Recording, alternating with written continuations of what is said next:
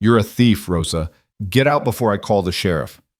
Those words shattered 10 years of loyalty in a single breath.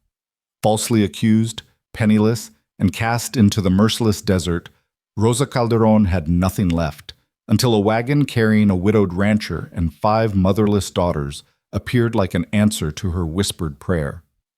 "Come with us," the smallest girl said, her hand reaching out. "The house is too quiet." Rosa didn't know it yet, but saying yes would change everything. "Stay with me until the end of this story, and comment the city you're watching from so I can see how far this journey has traveled." The sun hung overhead like a vengeful eye, unblinking and cruel. Rosa Calderon's shadow had shrunk to nothing beneath her feet, swallowed by the white-hot glare of midday. Her shoes, once sturdy, now split at the seams, scraped against the dirt road with each dragging step. The suitcase in her hand felt heavier with every mile, though it held almost nothing. 2 dresses, a photograph of her mother, a rosary with a broken clasp, and the last shreds of her dignity. She stopped walking, not because she wanted to, but because her body demanded it. Rosa set the suitcase down and pressed a hand to her side, wincing at the sharp stitch beneath her ribs. Her breath came in shallow gasps. The road stretched endlessly in both directions. No trees, no shade, no mercy. Just dust and heat and the distant shimmer of mirages that promised water but delivered only disappointment. She closed her eyes and let herself sink to her knees. "Please," she whispered, her voice cracking. "Please, I just need help, just once." It wasn't the first prayer she'd spoken that day, but it was the first one that felt like surrender. 10 years. 10 years she had given to the Ashford family. 10 years of waking before dawn to prepare breakfast, of scrubbing floors until her knuckles bled, of raising their children while they traveled to Paris and New York and places Rosa would never see. She had been invisible in that house, useful, reliable, and utterly disposable. And then came the accusation. Mrs. Ashford's emerald necklace had gone missing. Rosa had been in the parlor that morning, dusting the mantel. That was enough. No investigation, no questions, just cold, sharp certainty in Mrs. Ashford's eyes. "You're a thief, Rosa." Rosa had tried to defend herself. She'd begged them to search her room, her belongings. She'd wept and pleaded and sworn on her mother's grave. But Mr. Ashford had already made up his mind. "We trusted you," he'd said, his voice flat and final. "And you repaid us with betrayal. Get out, now, before I involve the law." So she'd left. No references. No final wages. Just the clothes on her back and a suitcase she'd packed with trembling hands while the housekeeper watched in silence, too afraid to say goodbye. Now, kneeling in the dust, Rosa felt the full weight of that moment crash down on her again. She wasn't just tired, she was broken. The sound of hooves jolted her back to the present. Rosa's eyes snapped open. She turned her head, squinting against the glare, and saw a wagon approaching from the west. At first she thought it was another mirage, her mind playing tricks on her desperate heart. But the sound grew louder, more distinct. The creak of wooden wheels, the steady rhythm of hoofbeats, real. She tried to stand, but her legs buckled. She managed to get to her feet just as the wagon slowed to a stop a few yards away. The driver was a man, tall, broad-shouldered, with a weathered face that spoke of too many years under the sun. His hat cast a shadow over his eyes, but Rosa could feel his gaze on her, assessing. Behind him, 5 small faces peered over the side of the wagon, wide-eyed and curious. "You all right, ma'am?" the man asked. His voice was low and careful, as if he were speaking to a spooked animal. Rosa swallowed hard. Her throat felt like sandpaper. I'm fine." "You don't look fine." She wanted to argue, but the truth was undeniable. She was standing in the middle of nowhere, drenched in sweat, swaying on her feet like a drunk. Fine was the last thing she was. "I just need to keep moving," she said, bending to pick up her suitcase. The world tilted.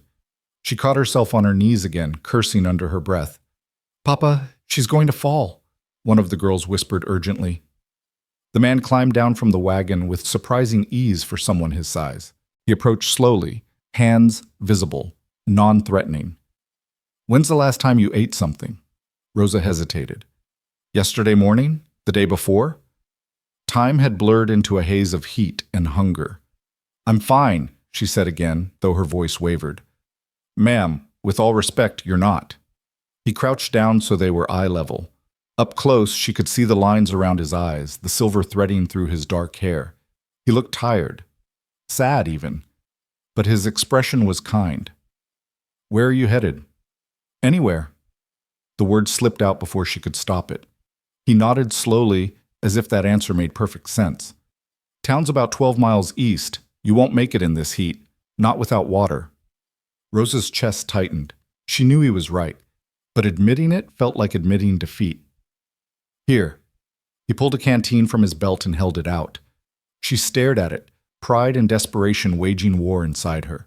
Desperation won. She took the canteen and drank deeply, the water cool and clean and almost painfully good. When she finally lowered it, she realized she was shaking.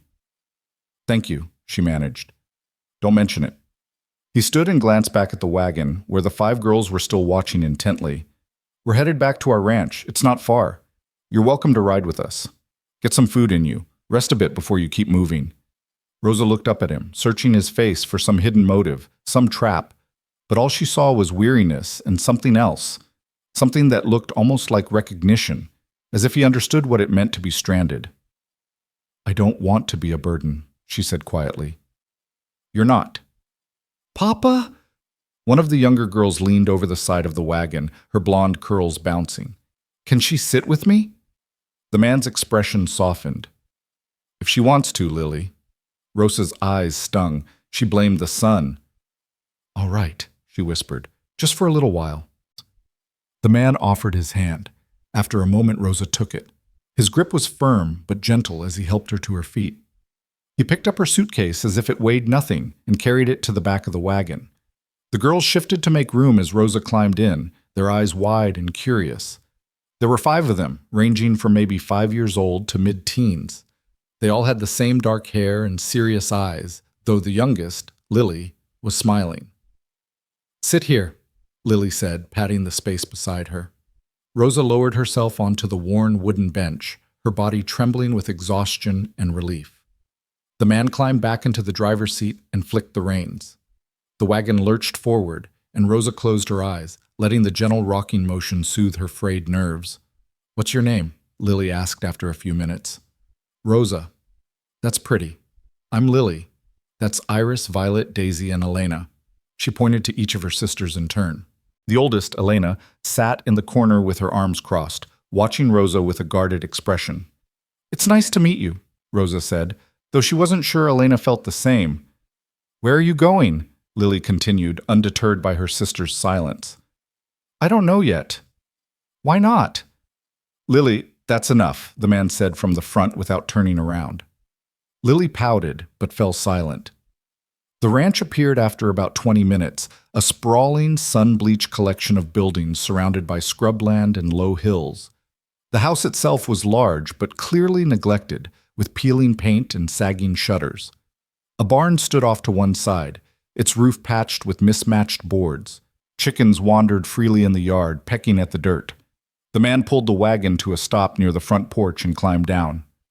Girls, help your sister with the groceries. I'll show Miss Rosa inside.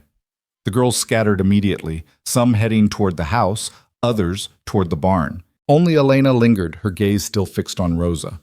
Come on, the man said, offering his hand again. Rosa took it and climbed down carefully. Her legs felt like jelly.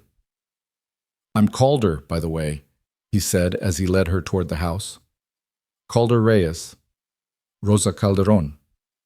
Welcome to the Reyes Ranch, Miss Calderon. It's not much, but it's home. The inside of the house was dim and cool, a blessed relief after the scorching heat outside. Rosa's eyes adjusted slowly. The furniture was old but sturdy, covered in a thin layer of dust.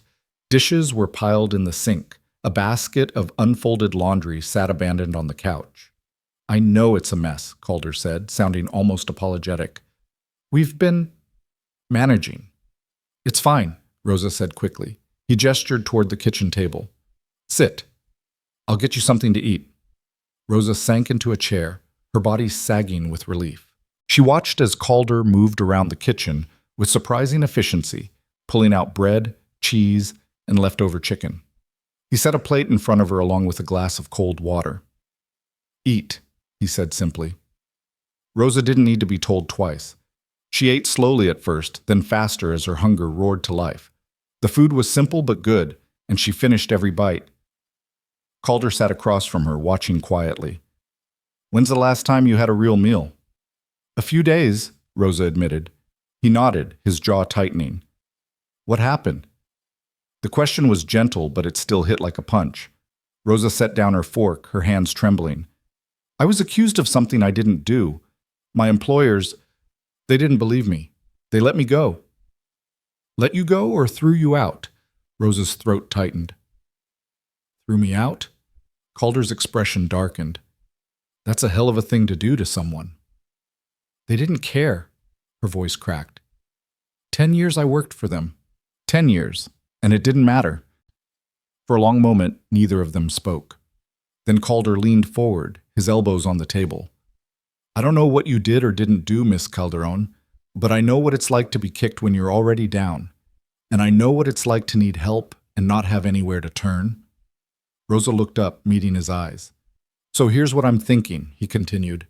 "You need a place to stay, and I need help around here. The girls do what they can, but this house is falling apart.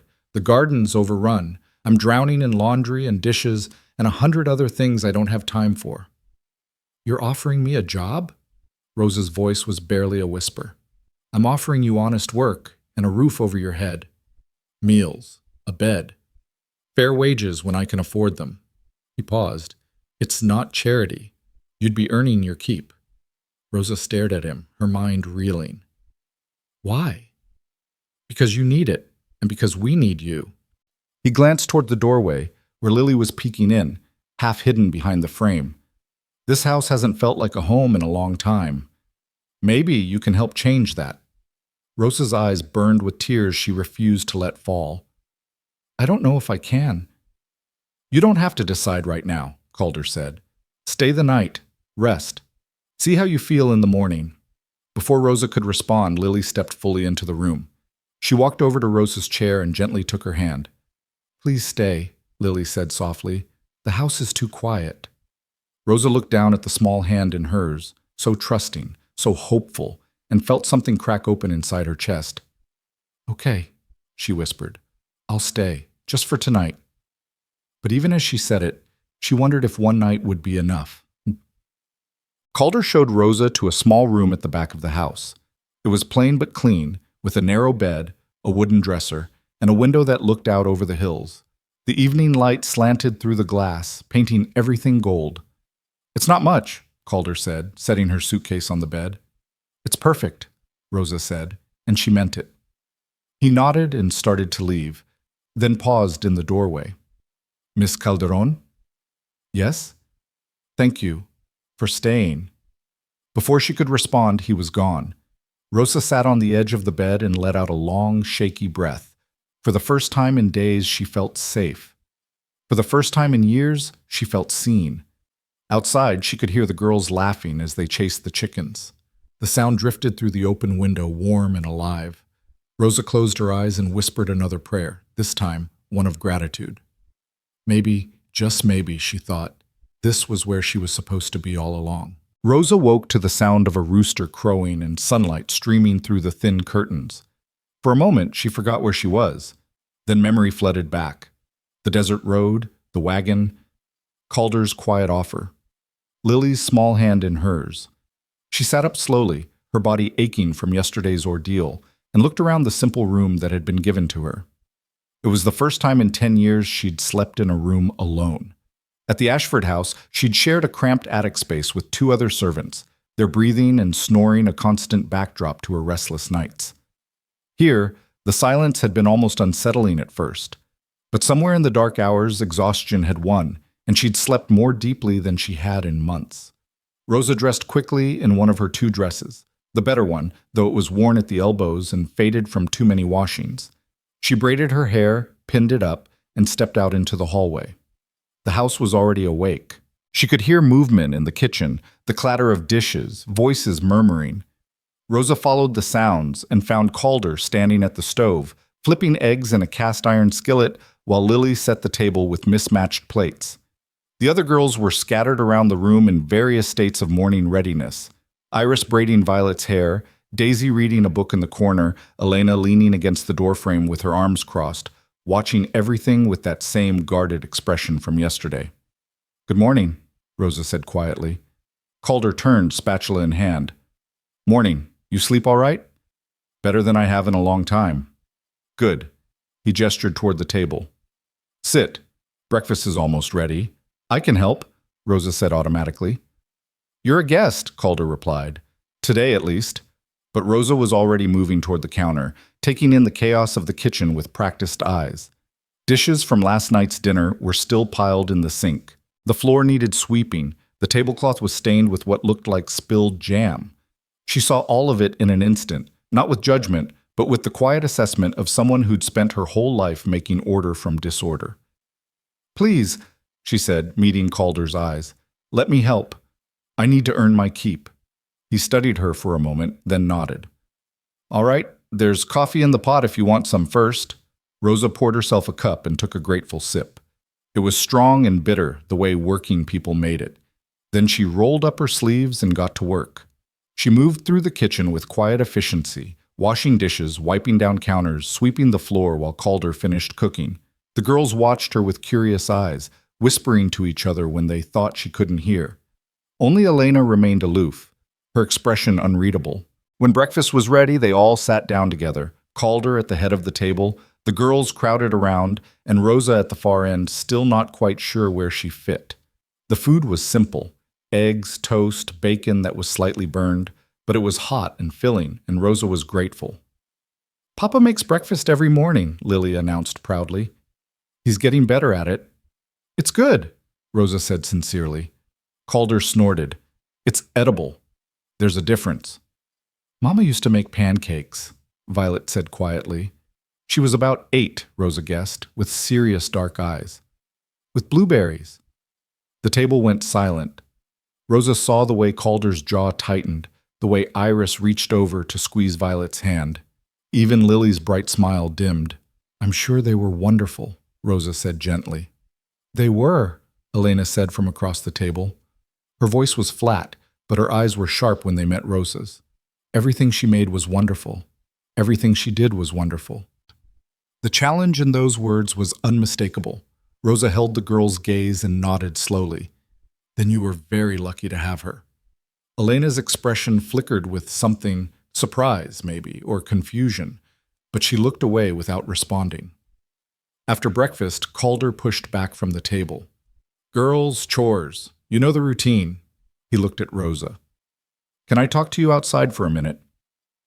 They stepped out onto the porch, where the morning sun was already heating up the day. In the distance, Rosa could see the barn, the chicken coop, and beyond that, the skeletal remains of what might have once been a garden. "I meant what I said yesterday," Calder began, leaning against the porch rail. "About the job. But I need to be straight with you about what you'd be walking into." "I'm listening." He gestured toward the house behind them. "My wife died 18 months ago. Cancer. It was fast. 6 weeks from diagnosis to the end. The girls and I, we've been trying to hold things together since then, but..." He trailed off, shaking his head. "We're barely managing. The house is falling apart. The girls need more than I can give them, and I'm drowning trying to keep the ranch running while being both parents at once." Rosa heard the exhaustion in his voice, saw it in the lines around his eyes. "What happened to the garden?" "Grace planted it. After she died, none of us had the heart to maintain it. Now it's overrun with weeds." He looked out at the brown, tangled mess. "Seems like everything she touched is dying without her." "That's not true," Rosa said quietly. Calder turned to look at her. "Your daughters are still here, still growing. That's her legacy, isn't it?" Something shifted in his expression, a softening, a crack in the armor he'd built around his grief. "I suppose it is." "What exactly would you need from me?" Rosa asked. "If I stayed." "Everything," he said bluntly. "Cooking, cleaning, laundry, mending. Help with the girls, getting them ready for school, making sure they eat, keeping them out of trouble. The garden, if you're willing, whatever needs doing." He paused. "I can't pay much. $30 a month, plus room and board. More when I can afford it. $30. It wasn't much. But it was honest work, and Rosa had learned the hard way that honest work was harder to find than she'd ever imagined. "What about your daughters?" she asked. "How do they feel about a stranger moving in?" "Lily's already attached to you. The middle ones, Iris, Violet, Daisy, they'll come around. They're good girls, just hurting." He hesitated. "Elena's the one you'll have trouble with." She loved her mother. They all did. But Elena remembers more. She was 12 when Grace died, old enough to understand what we lost. Calder's voice roughened. "She's angry. At me, at God, at the world. Some days I don't know how to reach her anymore." Rosa thought about the girl's sharp eyes, the way she'd spoken about her mother's pancakes like a weapon. "She's afraid I'm trying to replace her." "Are you?" "No one can replace a mother," Rosa said firmly. "I wouldn't try, but maybe I can help fill the space she left behind." Calder studied her for a long moment. Then he extended his hand. "If you're willing to try, we'd be grateful to have you." Rosa looked at his hand, calloused, scarred, honest, and thought about everything that had led her to this moment. The accusation, the betrayal, the empty road, the prayer she'd whispered in desperation. Maybe this was the answer. She took his hand and shook it. "I'll stay." The relief in Calder's face was almost painful to witness. "Thank you." "Don't thank me yet," Rosa said with a small smile. "You haven't seen me work." Over the next few days, Rosa threw herself into transforming the house. She started with the kitchen, scrubbing every surface until it gleamed. She organized the pantry, mended torn curtains, beat the dust out of rugs that probably hadn't been cleaned in over a year. She worked from dawn until well past dark, driven by a need to prove her worth, to justify the trust Calder had placed in her. The girls watched her with a mixture of curiosity and caution. Lily followed her everywhere, chattering constantly, offering to help with tasks she was too small to manage. The middle girls, Iris, Violet, and Daisy, were quieter but warming up gradually. They'd peek around corners to watch Rosa work, ask shy questions about where she came from, bring her wildflowers they'd picked. Elena kept her distance. On the fourth morning, Rosa woke early and decided to tackle the garden. She'd been eyeing it all week, that tangled graveyard of what had once been something beautiful. She found an old pair of gloves in the barn, along with some rusted tools, and set to work pulling weeds. The sun climbed higher. Sweat soaked through her dress. Her back ached, her hands blistered even through the gloves. But Rosa kept working, methodical and determined. There was something satisfying about it, about imposing order on chaos, about uncovering the good bones of something that had been neglected. "What are you doing?" Rosa looked up to find Elena standing at the edge of the garden, her arms crossed, her expression hostile. "Clearing the weeds," Rosa said simply. "That was my mother's garden." "I know." "Then why are you touching it?" Rosa sat back on her heels, wiping sweat from her forehead. "Because gardens need tending, because beautiful things shouldn't be left to die." "It's already dead," Elena said flatly. "Everything she planted is gone." "Not everything," Rosa gestured to a cluster of small green shoots poking up through the dirt. "Look, lavender, and there, that's rosemary. And I think those might be tomatoes that reseeded themselves." Elena stepped closer, squinting at the plants Rosa had uncovered. "I didn't know those were still there." "They were just buried," Rosa said, waiting for someone to find them again. The girl was quiet for a long moment, then, "She used to make lavender lemonade in the summer. She'd cut the flowers and steep them in the pitcher." "That sounds lovely." It was. Elena's voice cracked slightly. Everything about her was lovely. Rosa set down her trowel and looked up at the girl, this angry, grieving child trying so hard to be strong. "Elena, I'm not here to take your mother's place. I couldn't if I tried." "Then why are you here?" "Because your father needed help. Because I needed a home. Because sometimes people find each other at exactly the right moment." Rosa pulled off her gloves. "I lost my mother when I was 15. I know what it feels like. That hollow place inside that never quite fills up again."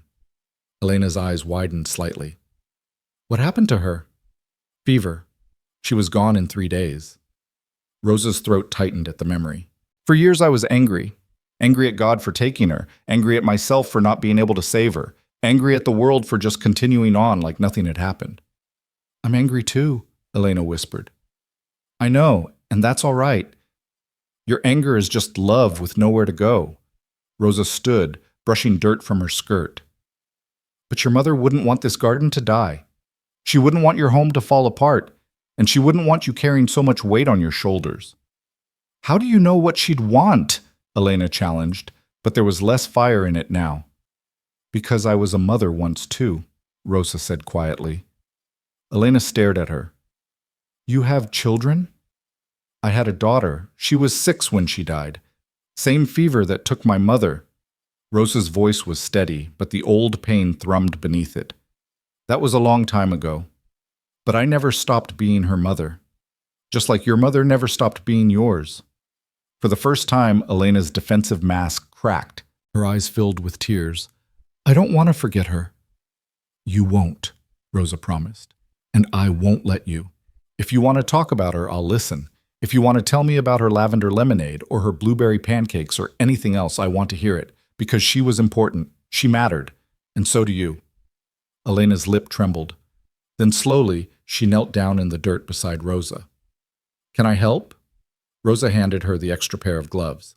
I'd like that. They worked side by side as the sun climbed higher, pulling weeds and uncovering the bones of Grace Reyes's garden. Elena talked haltingly at first, then more freely, about her mother's laugh, about the songs she used to sing, about the way she'd tuck the girls in at night and tell them stories about brave princesses and kind dragons. Rosa listened to every word, filing away each detail like a precious stone.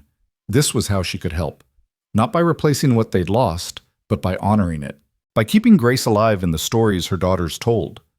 When Calder came looking for them at noon, he found them both covered in dirt, laughing at something Elena had said. He stopped short, surprise flickering across his face. Papa, Elena called. Look, Rosa found Mama's lavender. Calder walked over slowly, as if afraid sudden movement might shatter the moment.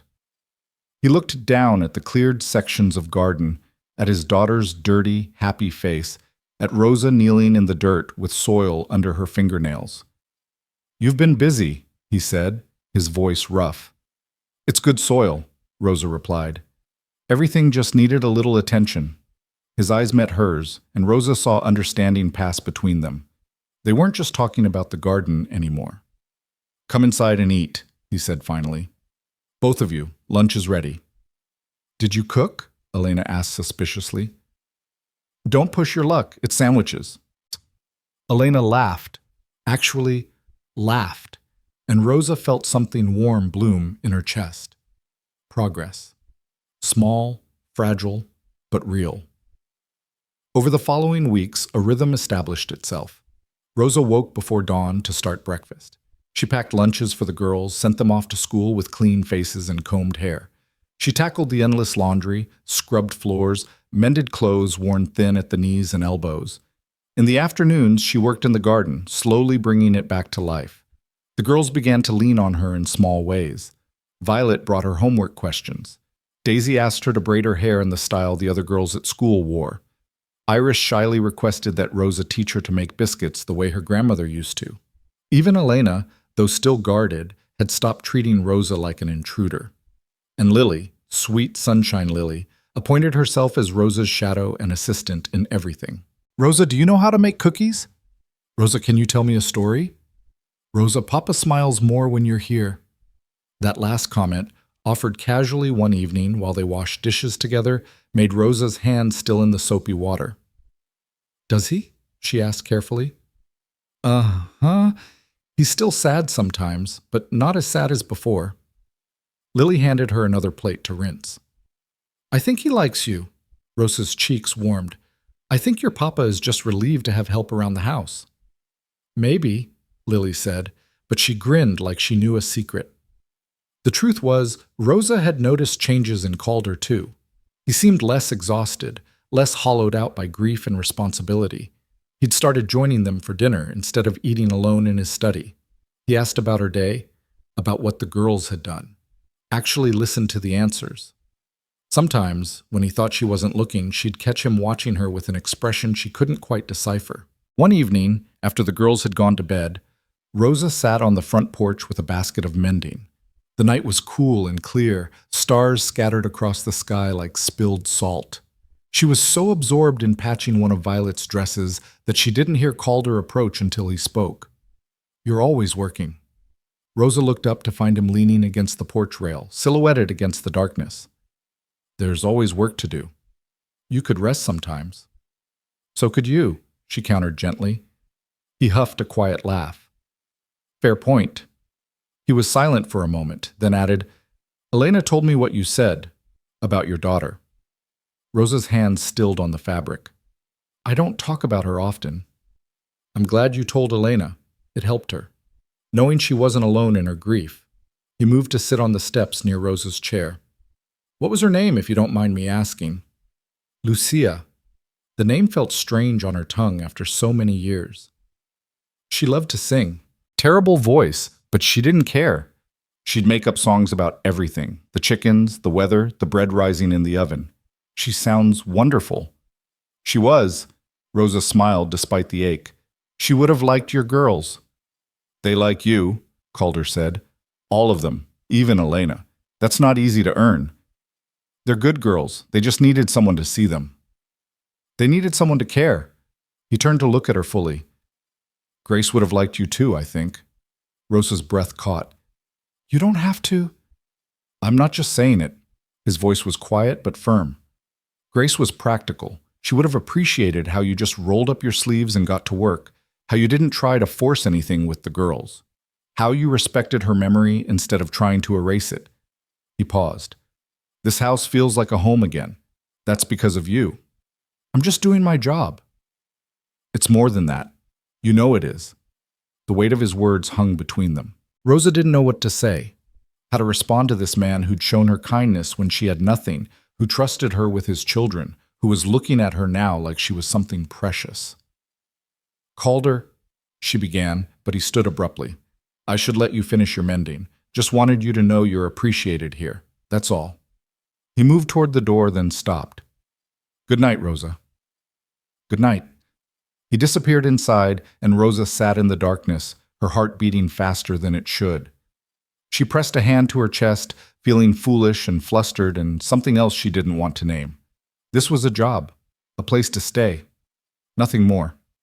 But when she finally went inside and past Calder's study, she saw him sitting at his desk, staring at a photograph of a woman with kind eyes and a gentle smile.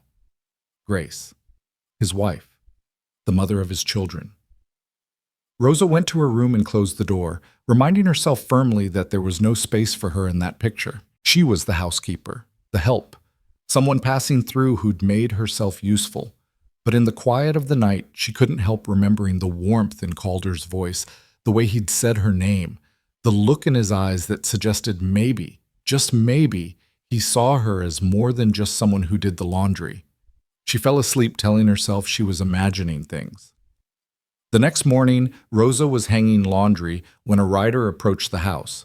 She paused, shading her eyes against the sun, and watched a well-dressed man on a fine horse trot up to the gate. He dismounted with practiced ease and looked around the property with an expression that made Rosa's instincts prickle with warning. Calder emerged from the barn, wiping his hands on his pants. "Dalton, didn't expect to see you today." "Reyes." The man, Dalton, didn't smile. "Thought I'd stop by and see how you're managing." "Managing just fine." "That's so?" Dalton's eyes swept over the property, lingering on Rosa. "Got yourself hired help now?" Rosa stiffened at the way he said it, not curious but dismissive, calculating. "Miss Calderon has been a great help to my family," Calder said evenly. "Not that it's your business." "Everything involving your ranch is my business, Reyes. You still owe me for those cattle you bought last year."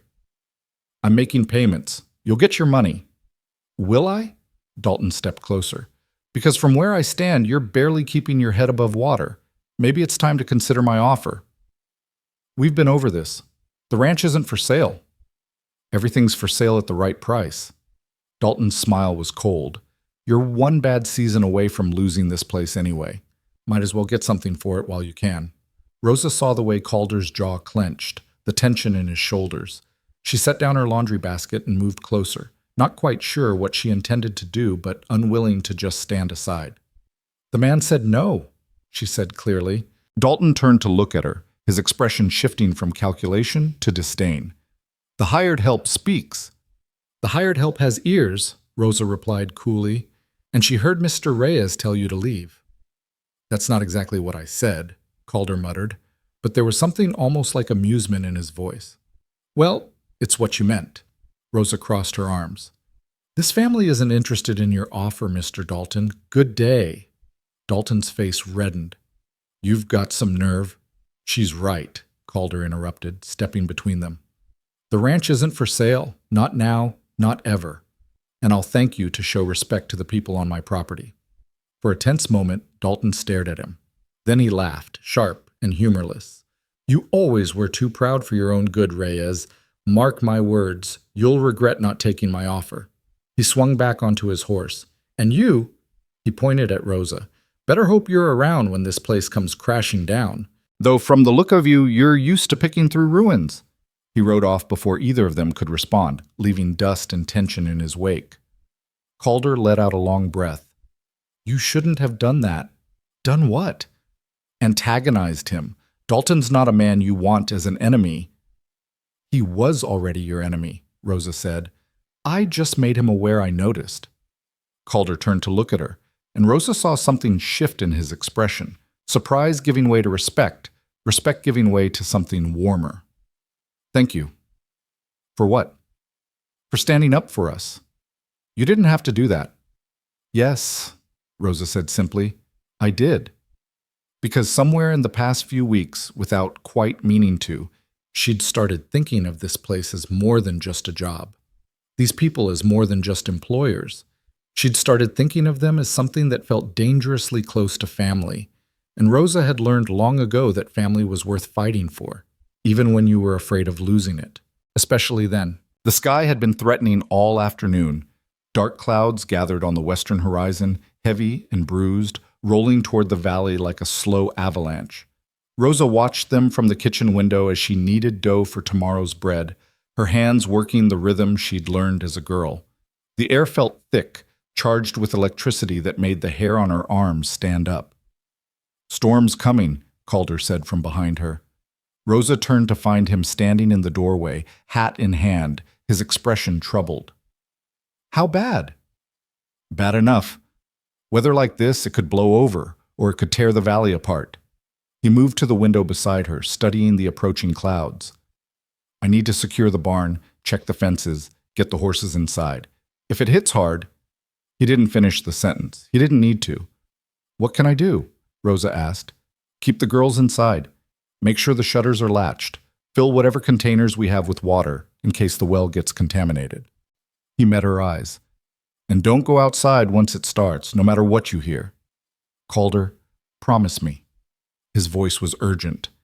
Grace went out in a storm once to save a foal. Lightning struck a tree not 10 feet from where she was standing. She was lucky to walk away. His jaw tightened. I can't lose anyone else to this valley's temper. Rosa saw the fear beneath his words, the memory of how close he'd come to losing his wife before cancer took her anyway. I promise. He nodded and settled his hat back on his head. I'll be in the barn. If I'm not back by the time it hits, don't wait up. Be careful. Always am. He paused at the door. Rosa, thank you. For everything. Then he was gone, striding across the yard toward the barn with that purposeful gait she'd come to recognize. Rosa watched him go, then turned back to her bread dough, trying to ignore the unease coiling in her stomach. The girls felt it too. They were restless all through dinner, jumping at every gust of wind that rattled the windows. Lily kept asking when Papa would be back. Elena sat silent and tense, her eyes darting toward the door every few minutes. Even Violet, usually so absorbed in her books, couldn't focus on the pages. Tell us a story, Daisy said suddenly. Please, Rosa. Something happy. Rosa looked around at their worried faces and made a decision. All right, but first we're going to make sure this house is ready for the storm. Then we'll have story time. She put them to work checking shutters, filling pots and buckets with water, gathering candles and matches in case they lost the lamps. It gave them something to do with their nervous energy, a sense of control over the uncontrollable. By the time they finished, the first drops of rain were pattering against the roof. "Now," Rosa said, settling into the rocking chair by the fireplace. "Who wants to hear about the girl who befriended the wind?" "Me." "Bo." Lily scrambled into her lap. The others gathered close, and Rosa began the story her mother had told her long ago, about a girl who was kind to a beggar during a storm and discovered he was actually the wind in disguise.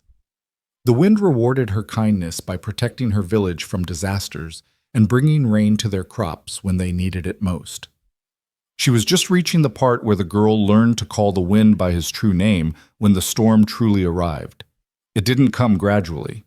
One moment there was rain and distant thunder, and the next the world exploded with sound and fury. Wind screamed around the house like a living thing, battering at the walls with fists of air. Rain hammered the roof in sheets. Lightning cracked so bright it turned the windows white, and thunder shook the floorboards beneath their feet. Violet screamed. Iris grabbed her hand.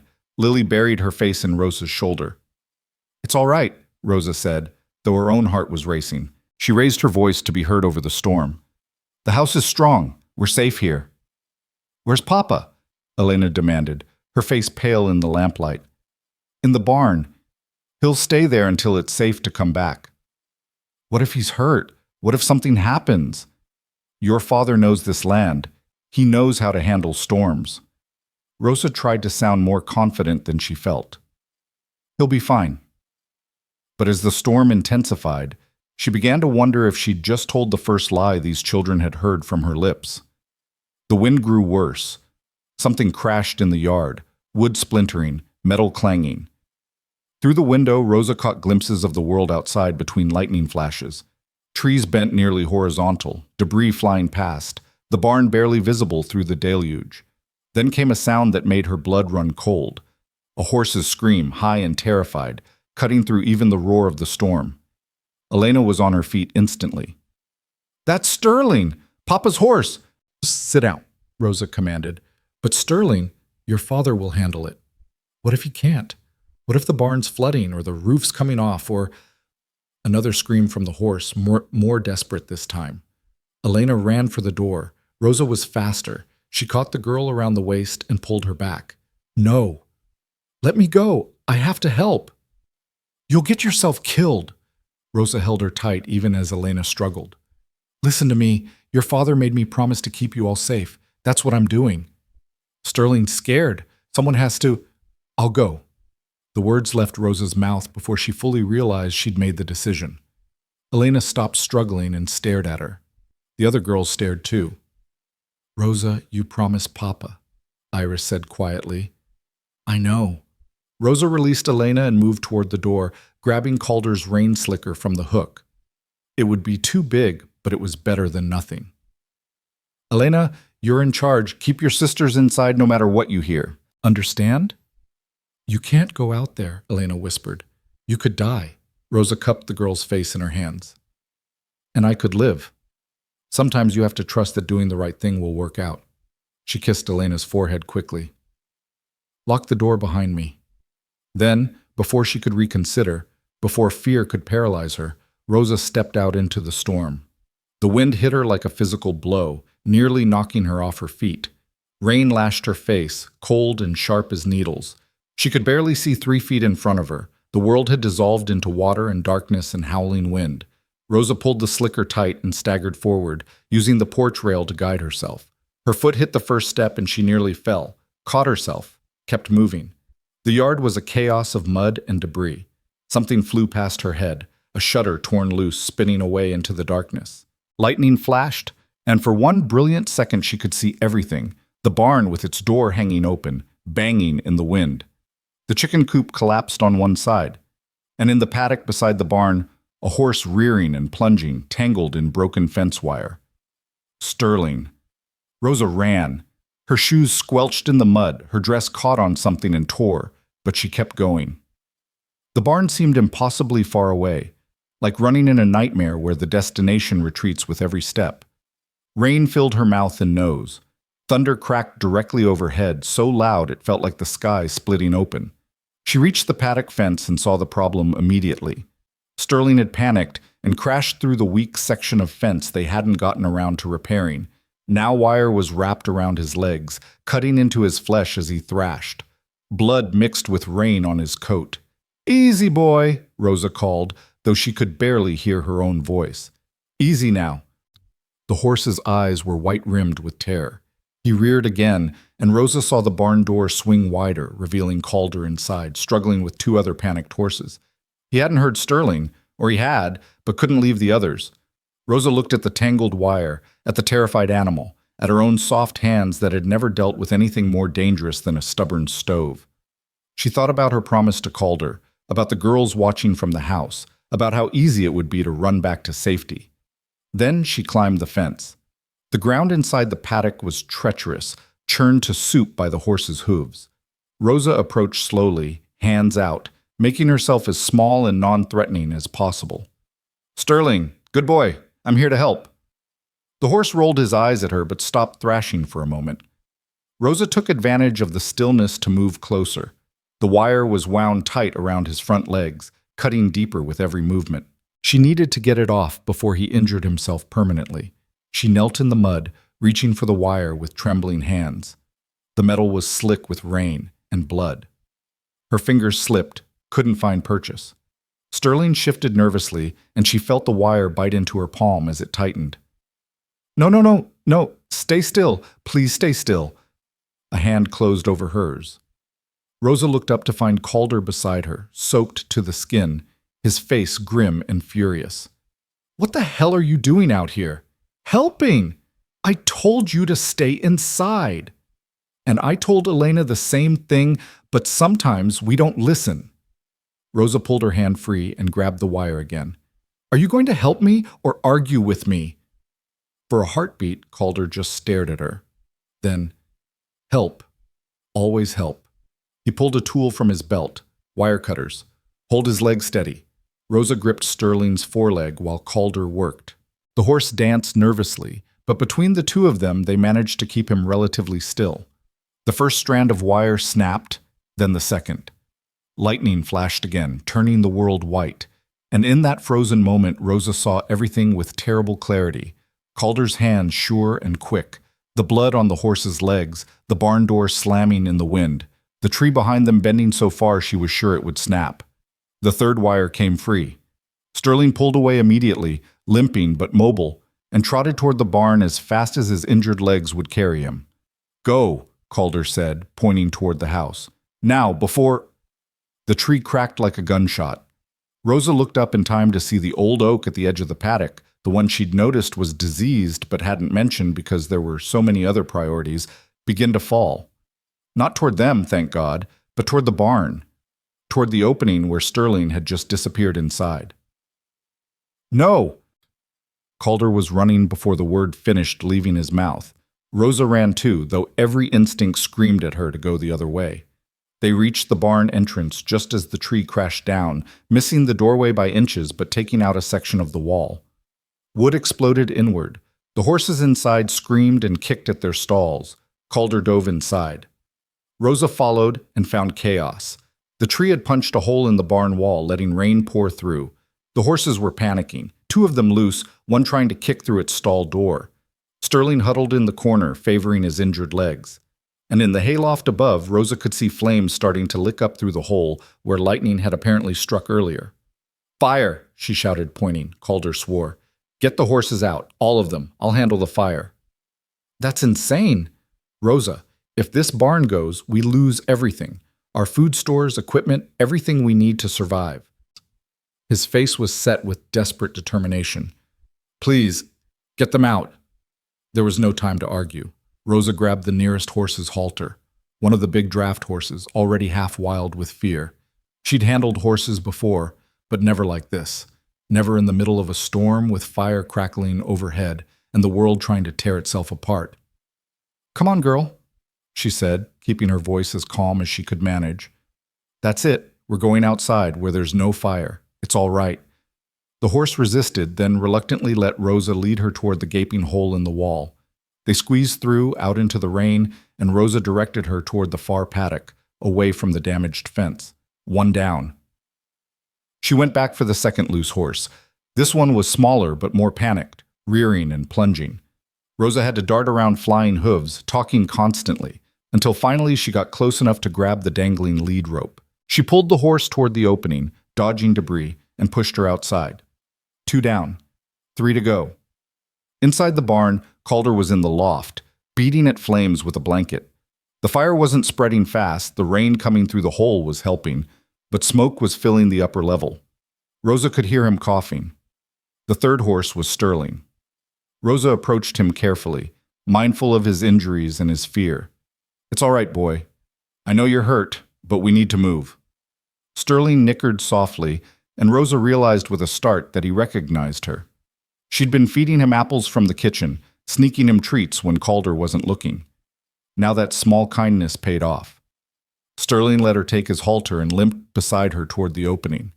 As they passed beneath the loft, Rosa heard a crack that turned her blood to ice. She looked up and saw the flames had reached one of the support beams. The wood was old, dried out from years of summer heat. As she watched, the beam split, and the entire front section of the loft floor began to sag.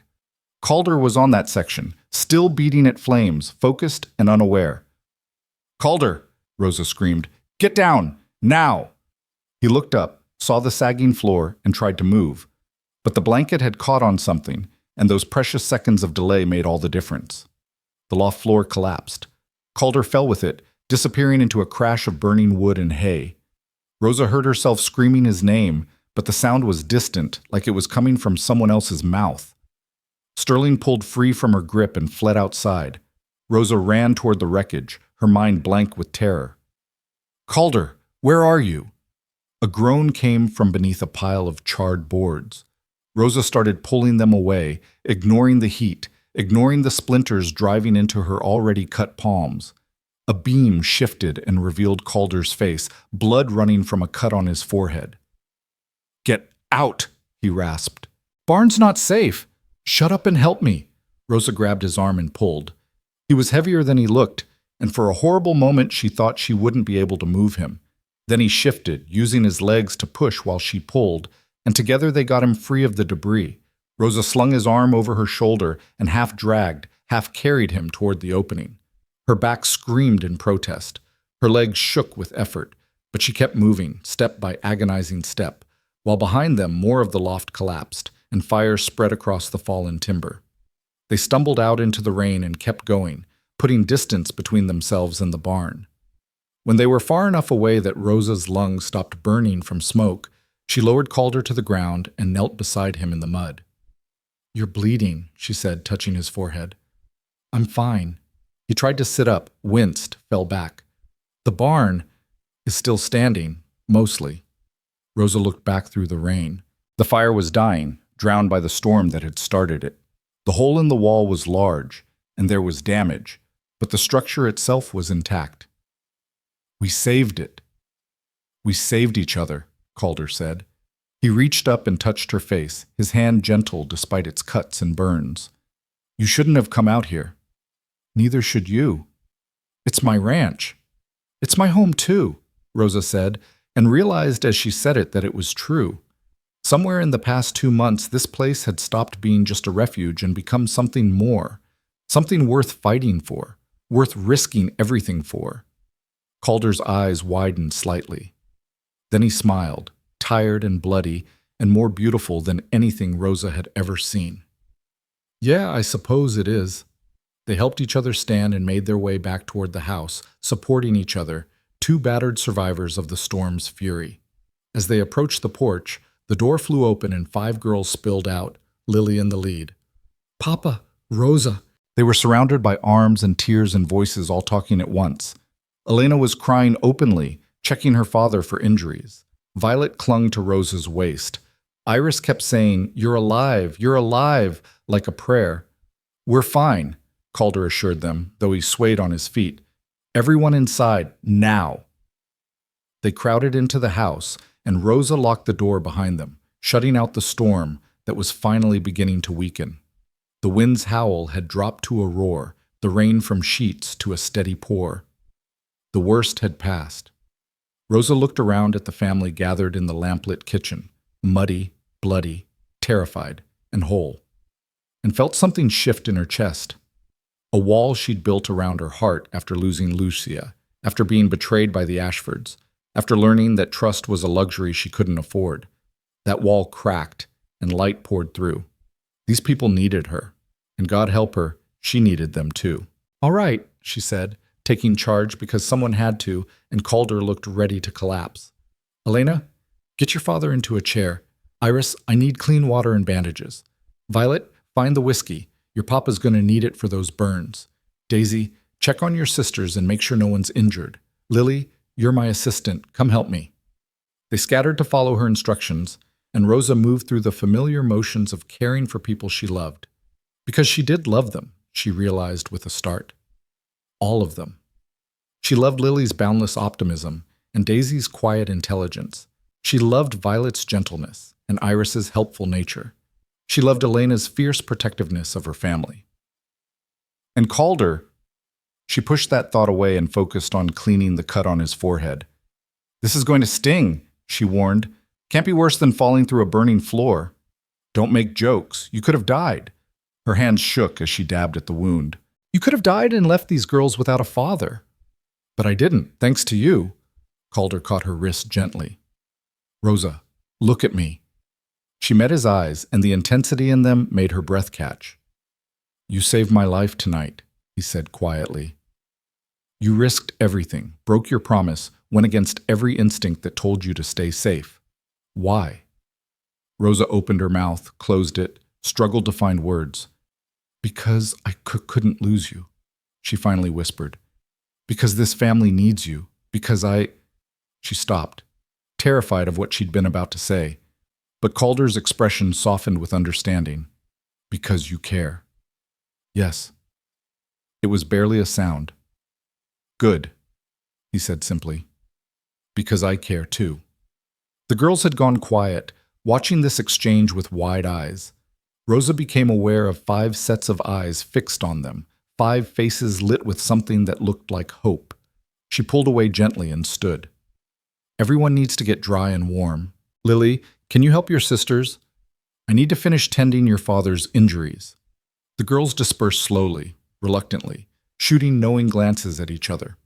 When they were alone in the kitchen, Rosa finished bandaging Calder's burns in silence. The storm outside had gentled to a steady rain. Inside, the only sounds were the crackling fire and the quiet hiss of Calder's breath when she touched a particularly tender spot. "Rosa," he said when she'd finished. "Thank you. For everything. For coming to this family. For bringing life back to this house. For being brave tonight. For—" He stopped, searching for words. "For being you." Rosa's throat tightened. "I should thank you. You gave me a home when I had nothing, a purpose when I thought I'd lost everything. You gave us more than that." Calder stood slowly, towering over her. "You gave us hope. You gave my daughters a reason to smile again. You gave me—" He trailed off, his eyes searching her face. "What?" Rosa whispered. "A reason to believe in second chances." The words hung between them, heavy with meaning. Rosa knew they were standing on the edge of something that could change everything or ruin everything. She thought about Grace, about the life Calder had built with her, about the love that still lived in the photographs and memories throughout this house. "I can't replace her," Rosa said softly. "I don't want you to." Calder's hand came up to cup her cheek, his touch gentle despite its roughness. "Grace was my past, a beautiful past I'll always treasure. But Rosa, you feel like my future." Rosa closed her eyes against the tears that threatened. "Calder, I'm just the housekeeper.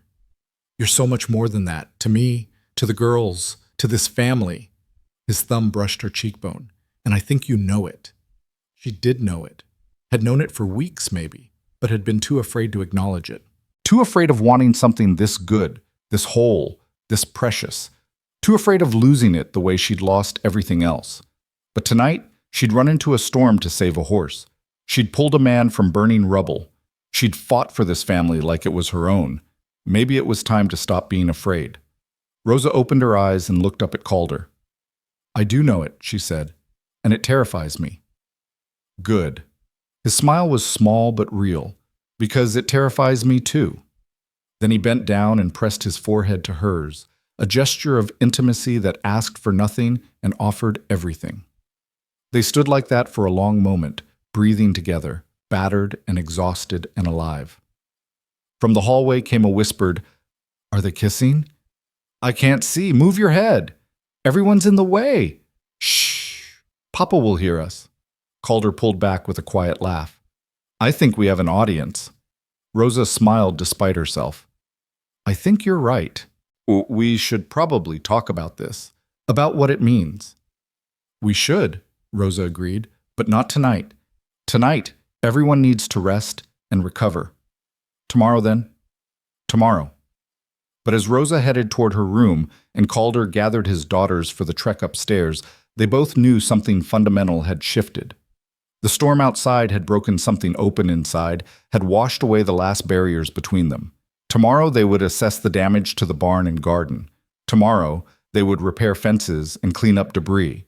Tomorrow they would face whatever challenges the storm had left in its wake. But tonight, as Rosa lay in her small room listening to the rain finally soften to a whisper, she let herself imagine a future she'd never dared to dream before. A future where she wasn't just passing through, wasn't just the help, wasn't just someone making do until something better came along. A future where she belonged, where she was home. Morning came too soon, bringing with it the harsh reality of what the storm had left behind. Rosa woke to bright sunlight streaming through her window and the sound of hammering. She dressed quickly, wincing at the soreness in her muscles, the sting of cuts on her palms that she'd barely noticed last night in the chaos. Her reflection in the small mirror showed bruises on her arms, mud still crusted in her hair, despite her attempts to wash it out. She looked like she'd been through a war. In some ways, she supposed she had. The kitchen was empty when she entered, but coffee sat warm on the stove and someone had laid out bread and butter. Through the window, Rosa could see Calder in the yard with Elena, surveying the damage. The chicken coop was a total loss. Its roof caved in and walls collapsed. The garden she'd worked so hard to restore was a muddy ruin, plants torn up and scattered. The neat rows she'd created obliterated. Fence posts lay at drunken angles. Debris was everywhere. Broken branches, torn shingles, pieces of things she couldn't even identify. But the barn still stood. Wounded, yes, with that gaping hole in its side and burn marks scarring the loft, but standing. Rosa poured herself coffee and stepped out onto the porch. The younger girls were already at work, picking up smaller pieces of debris and piling them near the barn. Lily waved when she saw Rosa, her smile bright despite the destruction around them. "Rosa, you're awake. Papa said to let you sleep, but I'm glad you're up because there's so much to do," and Lily paused for breath, then noticed Rosa's bandaged hands. "Do your hands hurt?" "A little," Rosa admitted, "but I'll be fine." "You were so brave last night," Violet said quietly, approaching with an armful of broken branches. "We watched from the window. We saw you go into the barn when it was on fire." "That was stupid," Iris added, but her eyes were warm. "Brave, but stupid." "Sometimes bravery and stupidity look the same," Rosa said with a small smile. "The difference is whether you survive it." Elena walked over, Calder a few steps behind. In the daylight, Rosa could see the full extent of his injuries, the bandage on his forehead, burns on his arms, the way he moved stiffly, favoring his left side. But his eyes were clear and determined. "Morning," he said. "You should have slept longer."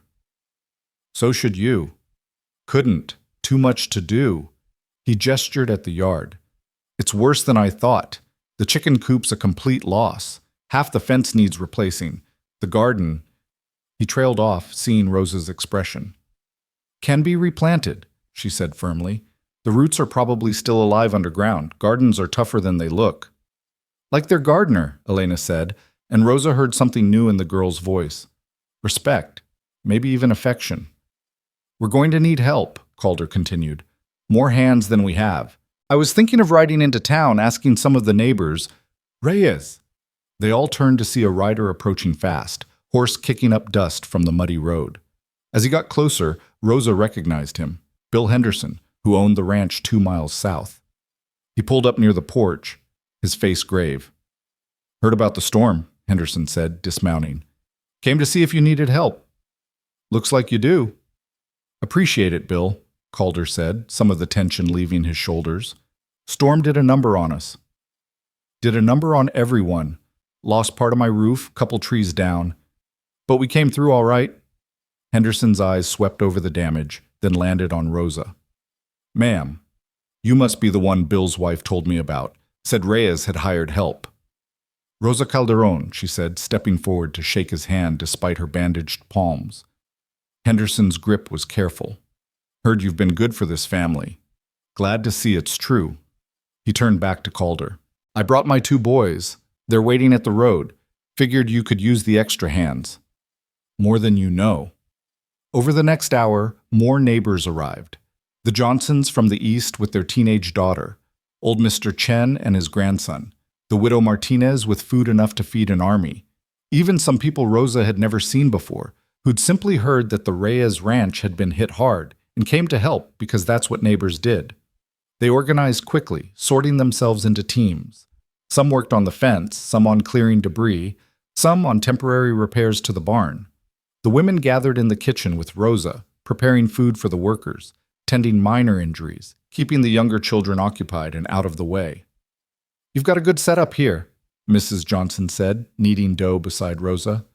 Clean house, well-organized kitchen. That's hard to maintain with 5 children in ranch work. Rosa keeps everything running, Elena said from the doorway, surprising everyone. She's good at it. Mrs. Johnson smiled knowingly. I'm sure she is. Calder's lucky to have found you, Miss Calderon.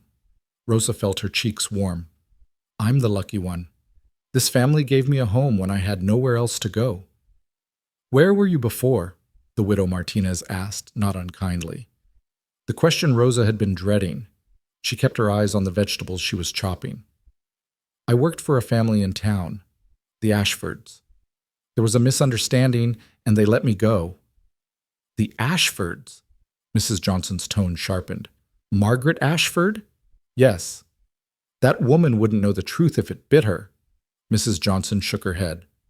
My sister worked for them years ago, left after Mrs. Ashford accused her of stealing a brooch that turned up in Mrs. Ashford's own jewelry box a week later. No apology, of course, just told my sister she was no longer needed. Rosa's hand stilled on the knife. She did the same thing to someone else? She's done it to 3 housekeepers that I know of, Martinez added. It's how she avoids paying final wages, makes an accusation, threatens to call the law, and the poor woman leaves with nothing rather than face jail. She touched Rosa's arm gently. Whatever she accused you of, child, no one here will believe it. The relief that washed through Rosa was so intense she had to blink back tears. She'd carried the shame of that accusation for months, had let it poison her sense of self-worth. To learn that others had suffered the same injustice, that people who knew Mrs. Ashford didn't believe her accusations, it was like a weight lifting from her chest. Thank you, she whispered. Nothing to thank us for, just the truth. Mrs. Johnson went back to her kneading. Now, Calder seems quite taken with you. How long before we hear wedding bells? Mrs. Johnson! Rosa's face flamed. Oh, don't play coy. I saw how he looked at you when we arrived, like you hung the moon and stars. She winked. And those girls of his adore you. Even Elena, and that one doesn't warm up to anyone easily. We're just... Rosa struggled for words. It's complicated. Love usually is, Martinez said sagely, but that doesn't make it any less real. Before Rosa could respond, a commotion outside drew their attention. Through the window, they could see a fine carriage rolling up the drive, completely out of place among the work wagons and simple horses. Rosa's stomach tightened with unease. The carriage stopped near the house, and a familiar figure stepped out. Victor Dalton, dressed impeccably despite the muddy conditions, surveying the storm damage with an expression of satisfaction that made Rosa's skin crawl. Calder had seen him too. He set down the post he'd been carrying and walked over, his face carefully neutral. Dalton, didn't expect to see you today. I heard about the storm. Wanted to see how badly you were hit. Dalton's eyes swept over the destruction, lingering on the damaged barn. Looks like it was worse than I thought. We're managing. Are you? Dalton pulled out a handkerchief and dabbed at his forehead, despite the cool morning air. Because from where I stand, Reyes, you just lost whatever margin you had. That barn needs serious repairs. Your fence is destroyed. Your chicken coop is gone, and you still owe me for those cattle. I'm aware of my debts. Are you aware that I could call them in right now, force a sale to cover what you owe me? Dalton stepped closer, his voice dropping but still audible to the workers who'd stopped to watch. One bad season, I said. Looks like you just had it. Rosa was moving before she made the conscious decision to do so. She walked out of the house, down the porch steps, and positioned herself beside Calder. Several other women followed, forming a quiet wall of support. Mr. Dalton, Rosa said, her voice carrying across the yard. I'm surprised to see you here. Dalton's expression soured when he recognized her. The hired help. I'd forgotten about you. Funny. I haven't forgotten about you. Rosa crossed her arms, ignoring the sting in her palms. Seems to me a decent neighbor would have arrived with tools and willing hands, not threats, and a smile at another man's misfortune. A murmur ran through the gathered workers. Henderson coughed, sounding suspiciously like he was covering a laugh. Dalton's face reddened. I'm here to discuss business with Reyes. That doesn't concern you. Everything that concerns this family concerns me, Rosa said flatly. And I'm curious about this debt you keep mentioning. The cattle you sold Mr. Reyes, were they healthy? Of course they were, because I heard from Mr. Henderson that 3 of them died within a month of purchase. Diseased, he said. Strange that disease would show up so quickly unless they were already sick when they were sold. Dalton's jaw tightened. That's a serious accusation. Is it an accusation or a question? Rosa kept her voice level. Because if you sold sick cattle knowingly, that's fraud, Mr. Dalton, and it would certainly affect how much is actually owed to you. I sold healthy animals. If they got sick after, that's not my problem. Isn't it, though? Henderson stepped forward, and Rosa felt a surge of gratitude. Because I bought cattle from you around the same time, Dalton, and I lost 2. Same symptoms. When I tried to discuss it with you, you told me buyer beware. That's just ranching. Animals die sometimes. Not like this, they don't. Old Mr. Chen spoke up from near the barn. My nephew bought a horse from you last spring, dead in 3 weeks. Lung disease that the vet said the animal had been carrying for months. More voices joined in. The widow Martinez's cousin who'd bought feed that turned out to be moldy. The Johnsons' neighbor who'd paid for quality lumber and received rotted wood. One by one, people shared stories of Dalton's business practices, and a picture emerged of a man who'd been cheating his neighbors for years. Dalton's face went from red to purple. This is slander. I could sue every one of you. Go ahead, Rosa said quietly. But maybe you should consider that everyone here is willing to testify under oath about their experiences. Are you willing to do the same about your business practices? For a long moment, Dalton stood frozen, his eyes darting from face to face, seeing only hostility and righteous anger. Then his gaze landed on Rosa, and his expression twisted with something ugly. You think you're clever, don't you? Think you've won? He stepped toward her, and Calder immediately moved between them. I know all about you, Miss Calderon. Or should I say, Thief Calderon. Rosa's blood turned to ice. That's right, Dalton continued, his voice dripping with venom. I made some inquiries after our last meeting, asked around about the large woman who showed up out of nowhere to work for Reyes. And what did I hear? That you were fired from the Ashford house for stealing. That you're lucky they didn't press charges. That's a lie, Elena's voice rang out. She'd appeared beside Rosa, her young face fierce. Mrs. Ashford is a liar who accuses people so she doesn't have to pay them. Everyone knows it. Everyone? Dalton laughed harshly. Or just the people here who want to believe this woman's sob story. Wake up, Reyes. You've invited a thief into your home, around your children. How long before she steals from you, too? Get off my land. Calder's voice was dangerously quiet. Gladly, but don't say I didn't warn you. Dalton turned back to his carriage, then paused. You have 2 weeks, Reyes. 2 weeks to pay what you owe me in full, or I'm calling in the debt and forcing a sale. See how your loyal neighbors help you then. He climbed into his carriage and snapped at his driver. As they rolled away, silence fell over the yard. Rosa stood frozen, her worst shame exposed to everyone, her past laid bare for judgment. She wanted to run, to hide, to disappear. But before she could move, Mrs. Johnson was beside her. That man is a snake, the older woman said firmly, and Margaret Ashford is a liar. Don't you dare let them make you feel ashamed. She's right, Henderson added. Anyone with eyes can see you're honest. The way you've cared for this family, the way you stood up to Dalton just now, that's not the behavior of a thief. One by one, the other neighbors voiced their agreement, but Rosa barely heard them.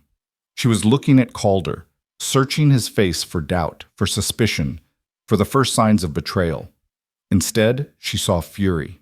"Everyone back to work," Calder said, his voice tight with controlled anger. "We've wasted enough time on that bastard." He turned to Rosa. "Can I talk to you?" "Inside?" Rosa's heart sank. This was it. He was going to ask her to leave, to pack her things, and go before she could bring more trouble to his family. She followed him into the house, her legs leaden, while the girls watched with worried faces. Calder closed the door behind them and turned to face her. For a moment he just looked at her, his expression unreadable. Then he closed the distance between them and pulled her into his arms. Rosa stood rigid with shock. You don't think I stole from them?" "Of course not." His voice was muffled against her hair. "Rosa, I've watched you these past months. I've seen how you care for my children, how you handle every penny like it matters, how you've never taken anything that wasn't freely given. I know who you are, and you're no thief." The relief was so intense it hurt. Rosa sagged against him, her carefully maintained composure crumbling. "I thought you'd believe him. I believe you. The girls believe you. Everyone out there believes you." He pulled back to look at her face. "Dalton's just trying to hurt you because you made him look like a fool," which, for the record, was magnificent. Despite everything, Rosa felt a small smile tug at her lips. "Was it?" "You stood up to him without flinching, called him out in front of everyone. I don't think anyone's ever done that before." Calder's expression sobered.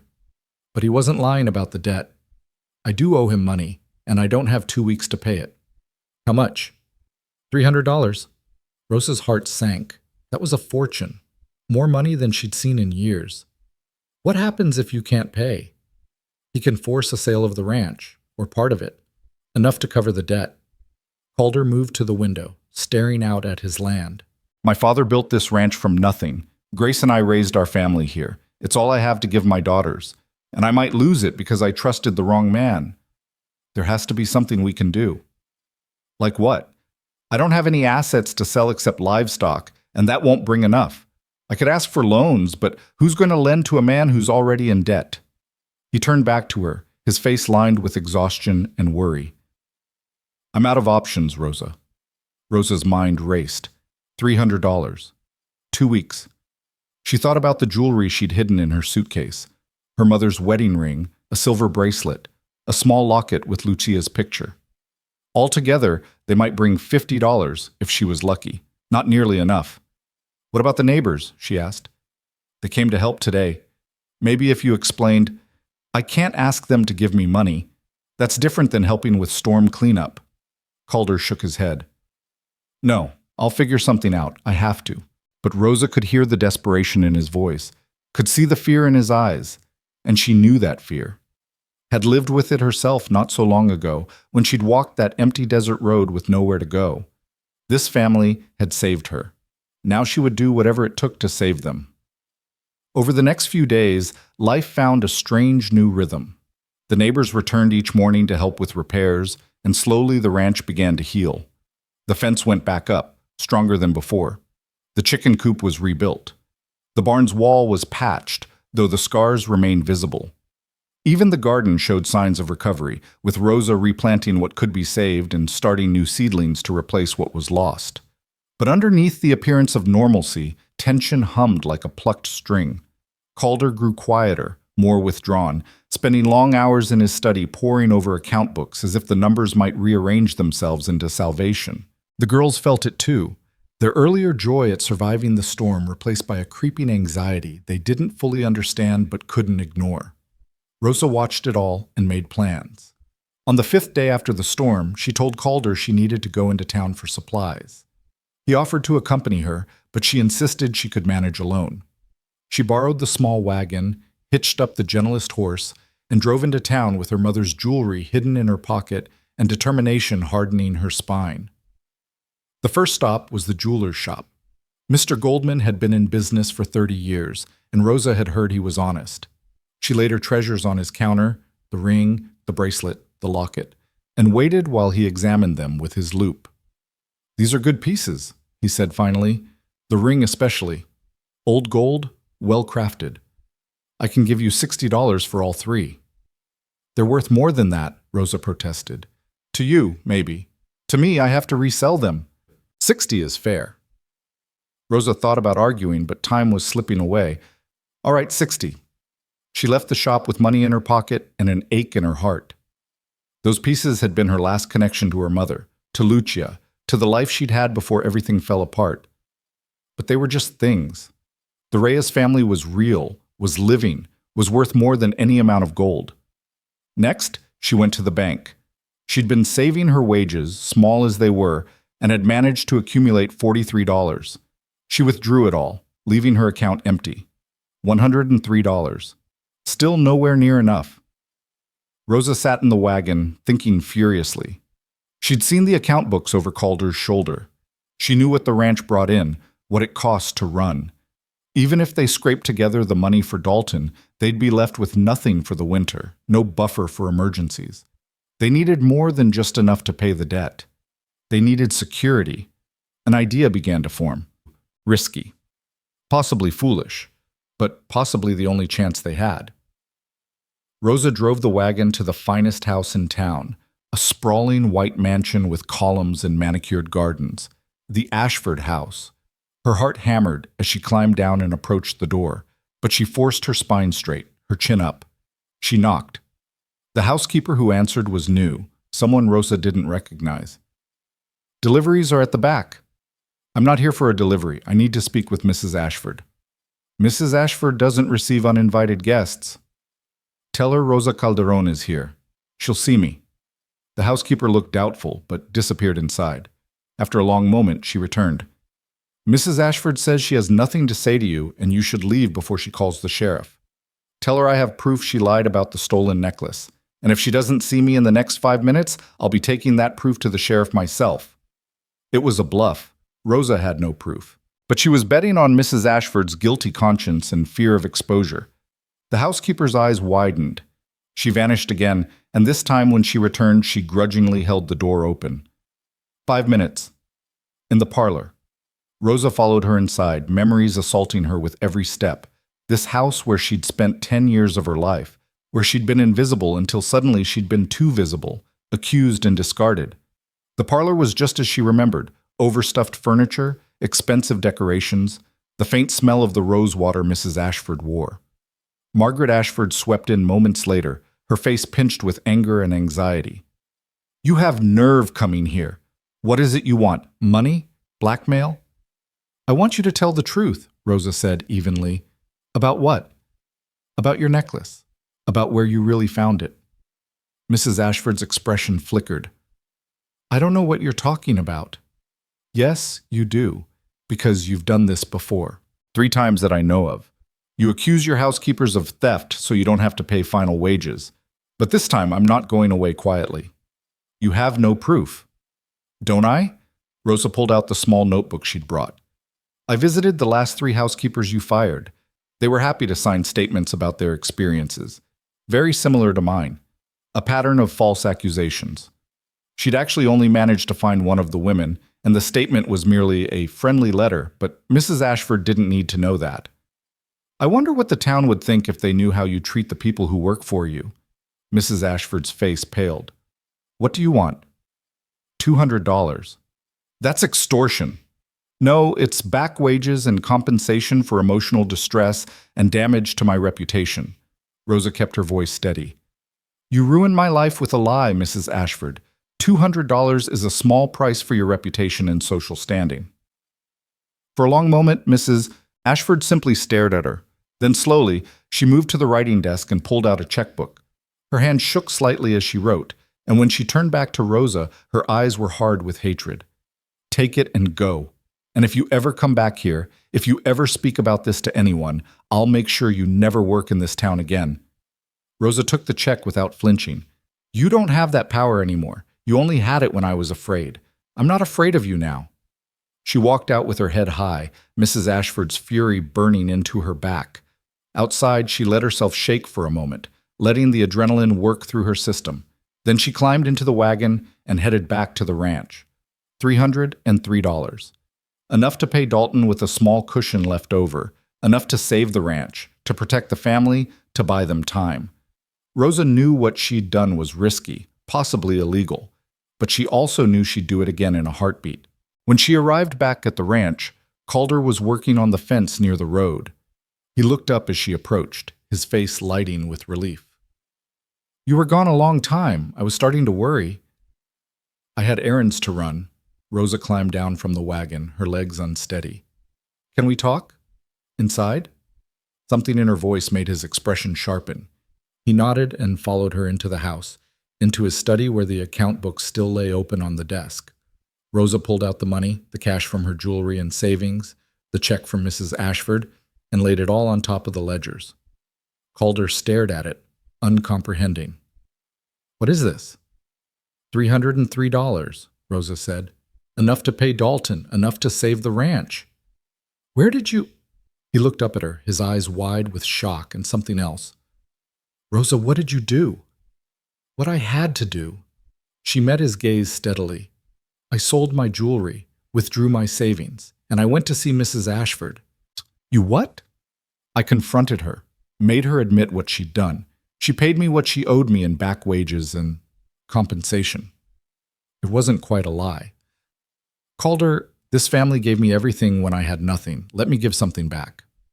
I can't take your money, your savings, your jewelry. Rosa, those were yours. And I'm giving them to you, to this family, to our home. She reached out and took his hands. Please, let me help. Let me be part of saving this place. Calder's throat worked. He looked down at the money, then back at her, his eyes suspiciously bright. I don't deserve you. You do. You all do. Rosa squeezed his hands. You saw me when I was invisible. You believed in me when I didn't believe in myself. You gave me a reason to keep going. This money, it's nothing compared to what you've given me. It's everything, Calder said hoarsely. Rosa, it's literally everything you had. No. She smiled, feeling tears on her own cheeks now.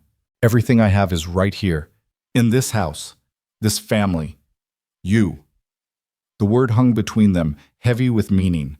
Calder's hands tightened on hers, and for a moment Rosa thought he might pull her into his arms. But voices in the hallway made them both step back, the girls returning from afternoon chores, their laughter bright and oblivious. Tonight, Calder said quietly, after the girls are in bed, we need to talk. Really talk. I know, Rosa whispered. Tonight. But first there was a debt to pay and a ranch to save.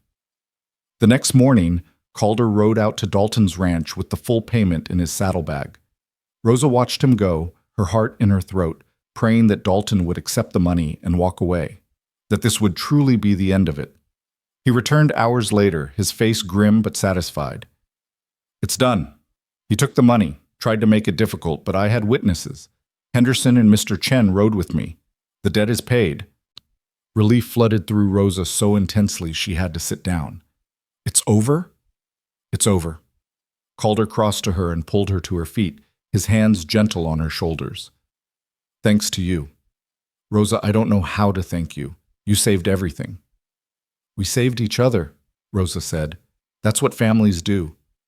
And as his arms came around her, as she felt his heart beating against hers, Rosa knew with absolute certainty that she was finally, truly home. That evening, after the dishes were washed and the girls tucked into bed, Rosa found herself on the front porch once again. The air was cool and clear, stars scattered across the velvet sky like diamonds on black cloth. She wrapped a shawl around her shoulders and settled into the rocking chair, her hands folded in her lap, waiting. She didn't have to wait long. The door opened and Calder stepped out, 2 cups of coffee in his hands. He offered her one and took the seat beside her, the old wooden chair creaking under his weight. For a long moment, they simply sat in companionable silence, sipping coffee and listening to the night sounds.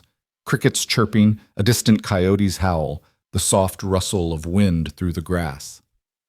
"I keep thinking about what you said," Calder finally spoke, his voice low and thoughtful. "About how we saved each other. It's true.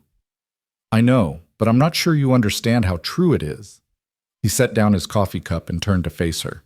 "When Grace died, I died too. Not physically, but inside. I was just going through the motions, doing what needed to be done because the girls needed me to. But there was nothing left of the man I used to be. Just this hollow shell trying to remember how to live." Rosa's throat tightened. "Calder? Let me finish. Please." He reached over and took her hand, his thumb tracing circles on her palm. "Then you showed up. This woman who'd been kicked when she was down, who had every reason to be bitter and broken, but instead you just rolled up your sleeves and got to work. You brought light back into this house. You made my daughters laugh again. You made me remember what it felt like to hope." "You did the same for me," Rosa said softly. "I was lost when you found me, literally and figuratively. You gave me purpose when I thought I'd never matter to anyone again. You matter to us. God, Rosa, you matter so much." His hand tightened on hers. "That's what I wanted to talk to you about. What happens now?" Rosa's heart began to race. "What do you mean?" "I mean, you came here as a housekeeper, but you're not just that anymore. You haven't been for a long time." He shifted closer, his eyes searching her face in the starlight. "You're part of this family. The girls love you. He paused, seeming to struggle with the words. "I love you." The words hung in the air between them, precious and terrifying. Rosa felt tears prick her eyes, felt her breath catch in her chest. "You don't have to say that. You don't have to feel obligated because I helped with the debt. That's not why I'm saying it." Calder cupped her face in his hands, gentle and sure. "I'm saying it because it's true. Because I've been falling for you since the day you stood up to Dalton in my yard. Because watching you with my daughters, seeing how you care for them, how you've brought joy back into their lives, it made me realize I want you here not as an employee but as family, as my wife." Rosa's breath left her in a rush. "Calder, I know it's complicated. I know you might still have feelings about Grace, about whether there's room for you in a house that was hers first. But Rosa, Grace would have loved you. She would have been grateful that her daughters have someone like you in their lives. And I hope, she would understand that my loving you doesn't diminish what I felt for her." "I know that," Rosa said, her voice thick with emotion. "I've never wanted to replace her. She was your first love, the mother of your children, and she'll always have that place in your heart. I wouldn't want to take that away." "But there's room for you too," Calder said. "So much room. Rosa, my heart is big enough for both of you, for the memory of what I had and the hope of what we could have together." Rosa closed her eyes, feeling tears slip down her cheeks. She thought about Lucia, about the love she'd carried for her daughter all these years, about how loving Calder's girls hadn't diminished that love, but had given her a way to express it again, to be a mother again, even if not in the same way. "I love you too," she whispered. "I've been afraid to admit it, even to myself, afraid that wanting you and this family, was somehow selfish or wrong. But it's not wrong, is it? It's the most right thing I've felt in 2 years." Calder leaned forward, pressing his forehead to hers.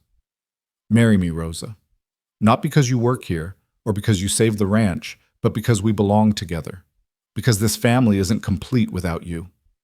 Rosa opened her eyes and looked at him, this good, honest man who'd shown her kindness when she needed it most, who'd given her a home and a purpose, and now was offering her his heart. "Yes," she said. "Yes, I'll marry you." Calder's smile was like sunrise breaking over the horizon. He kissed her then, gentle and sweet, a promise of all the tomorrows they would share. When they finally pulled apart, Rosa was laughing and crying at the same time. "The girls," she said suddenly. "We need to tell them, make sure they're all right with this." "I think they've been waiting for us to figure it out," Calder said with a chuckle. "Lily's been asking me when you're going to be her real mama for weeks now." "Has she?" Rosa felt warmth bloom in her chest. "And the others?" Elena told me last week that if I didn't marry you, I was a fool. Her exact words. He stood and pulled Rosa to her feet. Come on, let's go tell them together. They climbed the stairs to the girls' rooms. The younger four shared a large bedroom with 2 sets of bunk beds, while Elena had her own small room at the end of the hall. As they approached, Rosa heard whispers and giggles behind the door. Calder knocked. Girls, you awake? A pause, then Lily's voice trying to sound sleepy. Maybe? He opened the door to find all 5 girls wide awake, sitting on the beds in their nightgowns, clearly waiting. Elena was perched on the edge of Violet's bunk, trying to look nonchalant but failing to hide her interest. We thought you might still be up, Calder said, fighting a smile. Rosa and I have something to tell you. 5 pairs of eyes fixed on them, bright with anticipation. What is it, Papa? Daisy asked, though her grin suggested she already knew. Calder looked at Rosa, and she nodded, encouraging him to continue. He reached for her hand, lacing their fingers together. Rosa and I are getting married. If that's all right with all of you. The room exploded. Lily squealed and launched herself off the top bunk, managing to land on her feet before throwing herself at Rosa's waist. I knew it! I knew it! You're going to be our mama! Does this mean Rosa's staying forever? Violet asked, her quiet voice trembling with hope. Forever and always, Rosa promised, opening her arms to include all of them. Iris and Daisy joined the embrace, everyone talking at once, asking questions about the wedding and what Rosa would wear and could they have cake. In the middle of the chaos, Rosa looked up to find Elena still sitting on the bed, her expression unreadable. Rosa gently extracted herself from the younger girls and crossed to Elena. She sat down beside the teenager, not touching, just present. What do you think? Rosa asked quietly. Elena was silent for a long moment, her eyes fixed on her hands. When she finally spoke, her voice was small. Are you going to try to be our mother? I'm going to try to be the best stepmother I can be, Rosa said carefully. But you already have a mother, Elena. A wonderful mother who loved you and whom you love. I'm not here to replace her or make you forget her. Then what are you here for? Rosa thought about the question, about how to express something so complex in words a grieving girl could understand. I'm here to love you, to take care of you, to be another adult in your life who thinks you're precious and important and worth protecting. Your mother and I will love you in different ways, from different places, but both loves are real. Elena's eyes filled with tears. I miss her so much. I know you do, sweetheart, and it's okay to miss her. It's okay to be sad sometimes, even while you're happy about other things. Rosa risked reaching out to brush a strand of hair from Elena's face. You can love me and still love her. They're not the same thing, and one doesn't cancel out the other. Promise? Elena's voice cracked. I promise. And Elena, I will never, ever ask you to call me Mama if you don't want to. You can call me Rosa forever, and that will be just fine with me. A sob escaped Elena's throat, and then she was in Rosa's arms, crying in a way Rosa suspected she hadn't allowed herself to cry since her mother's death. Rosa held her tight, rocking her gently, while the other girls gathered around them, and Calder watched with tears in his own eyes. I'm glad Papa chose you, Elena whispered when her tears finally subsided. Mama would have liked you. I hope so, Rosa said, because I like her daughters very much. The girls stayed up too late that night, all of them piled on the beds talking about the wedding and the future. When Rosa and Calder finally got them settled and returned downstairs, exhaustion and happiness warred in Rosa's chest. That went well, Calder said, pulling her into his arms. Better than I hoped. Rosa rested her head on his chest, listening to his heartbeat. They're good girls, Calder. You and Grace raised them well. We started it. You're finishing it. He kissed the top of her head. So when should we do this? The wedding? Soon, Rosa said. I don't want to wait. Is that selfish? It's perfect. He pulled back to look at her. Next month? That gives us time to plan something simple but nice. Next month, Rosa agreed. But life, as it often does, had other plans. 3 days later, Rosa was in the kitchen preparing lunch when she heard the sound of multiple horses approaching. She looked out the window and saw a group of riders. Neighbors, she realized, along with some people she didn't recognize. Her stomach tightened with anxiety. Large groups usually meant trouble. Calder emerged from the barn, wiping his hands on his pants as he walked to meet them. Henderson dismounted first, his face serious. "Calder, we need to talk." "What's wrong?" "Nothing's wrong, but there's something you should know." Henderson gestured to a thin man in a worn suit standing beside him. "This is Mr. Warren from the Territorial Land Office. He's been doing surveys in the valley." Rosa stepped out onto the porch, her heart racing. Land office meant legal matters, and legal matters were rarely good news. "Mr. Reyes," Warren said, pulling a document from his saddlebag, "in the course of my survey work, I've discovered some irregularities with the property boundaries in this area, specifically with Victor Dalton's ranch." "What kind of irregularities?" Calder asked warily. "The kind where Mr. Dalton has been claiming land that doesn't belong to him." Warren unfolded a map. According to the original survey from 1867 and the deed records, approximately 40 acres of what Dalton has been using as his eastern pasture actually belongs to you. Silence fell over the group. Rosa watched Calder's face cycle through confusion, disbelief, and finally dawning understanding. "Are you certain?" he asked. "Completely certain. I've verified it against 3 separate sources. The boundary markers were moved sometime in the last 15 years, probably by Dalton or someone he paid. That land is legally yours, Mr. Reyes. Always has been." 40 acres, Calder repeated, seeming stunned. "That's prime grazing land, with a creek running through it." "Yes, sir, and according to territorial law, you're entitled to compensation for the years Dalton has been using it without your permission." Warren pulled out another document. "I've calculated fair market value for grazing rights over the past decade. Comes to approximately $800. Rosa gripped the porch rail, her knees suddenly weak. $800. It was a fortune. More than enough to rebuild everything they'd lost in the storm, and then some. "There's more," Henderson said, and his expression had shifted to something that looked almost like grim satisfaction. Once word got out about what Warren found, other people started asking him to check their boundaries too. Turns out Dalton's been pulling this trick all over the valley, moving markers, claiming land that isn't his, intimidating people into accepting it.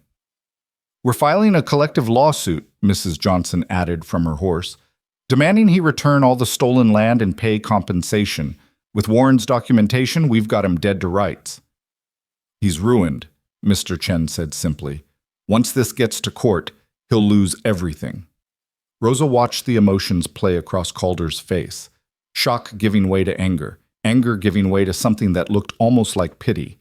Dalton had been their enemy, yes, but to see any man lose everything was sobering. "What do you need from me?" Calder asked. "Your testimony, your documentation, and your signature on the lawsuit." Warren handed him the papers. "The territorial judge will want to hear from everyone affected. With your case being one of the most clear-cut examples, you'll likely be called to testify first."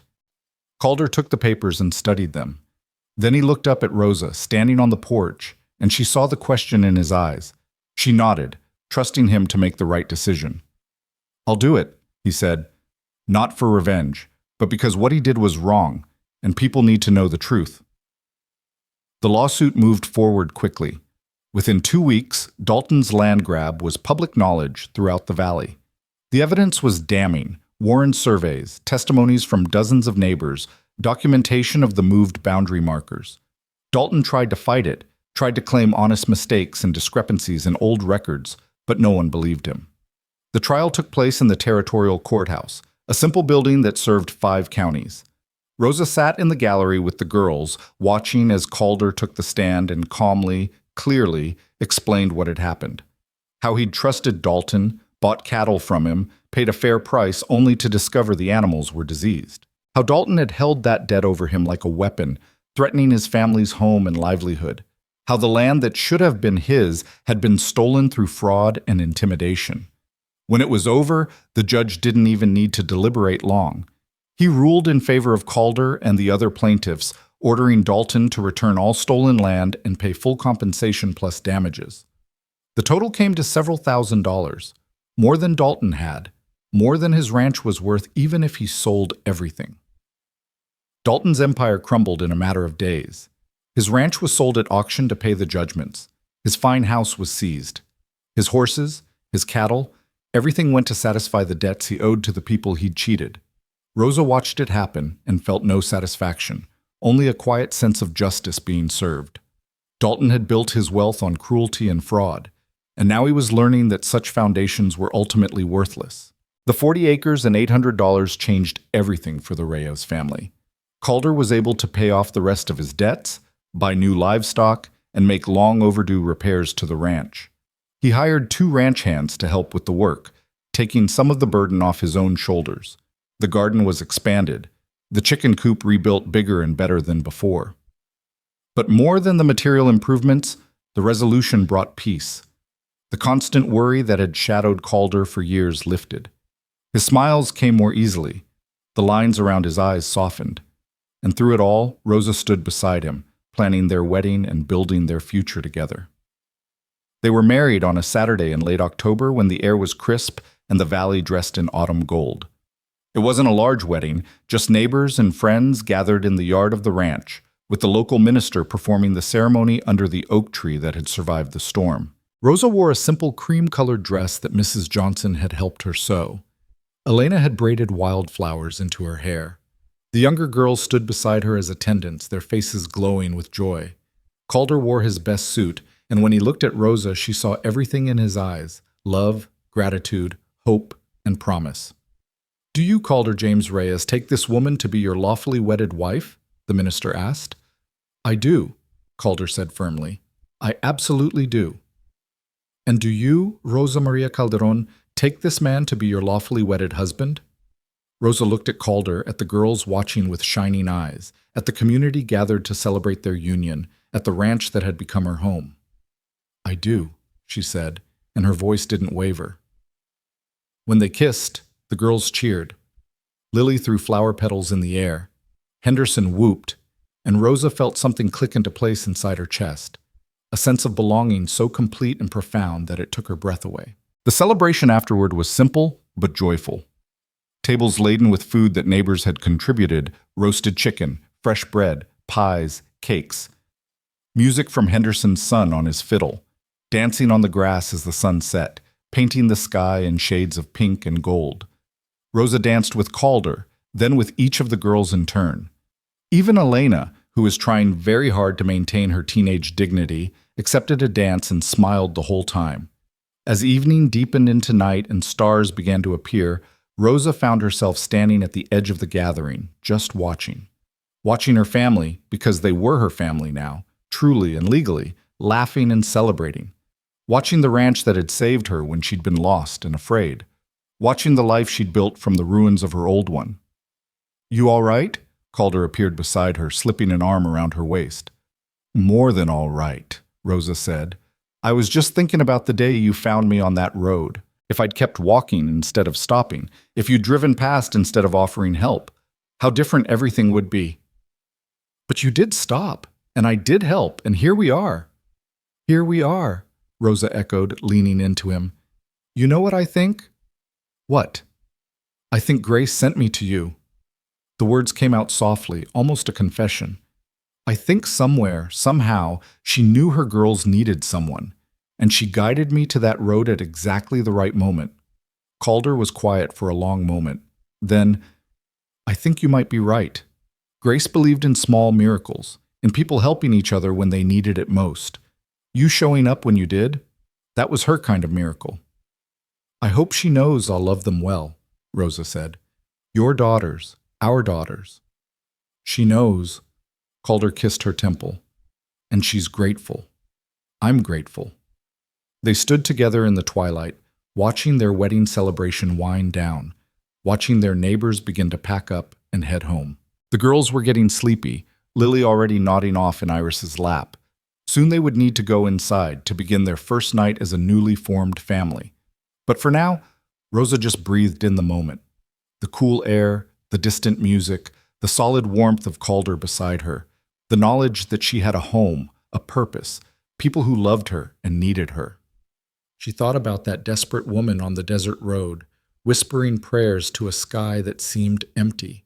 She wished she could go back and tell that woman what waited for her just around the bend. Tell her that sometimes losing everything was the only way to find what you were always meant to have. Rosa?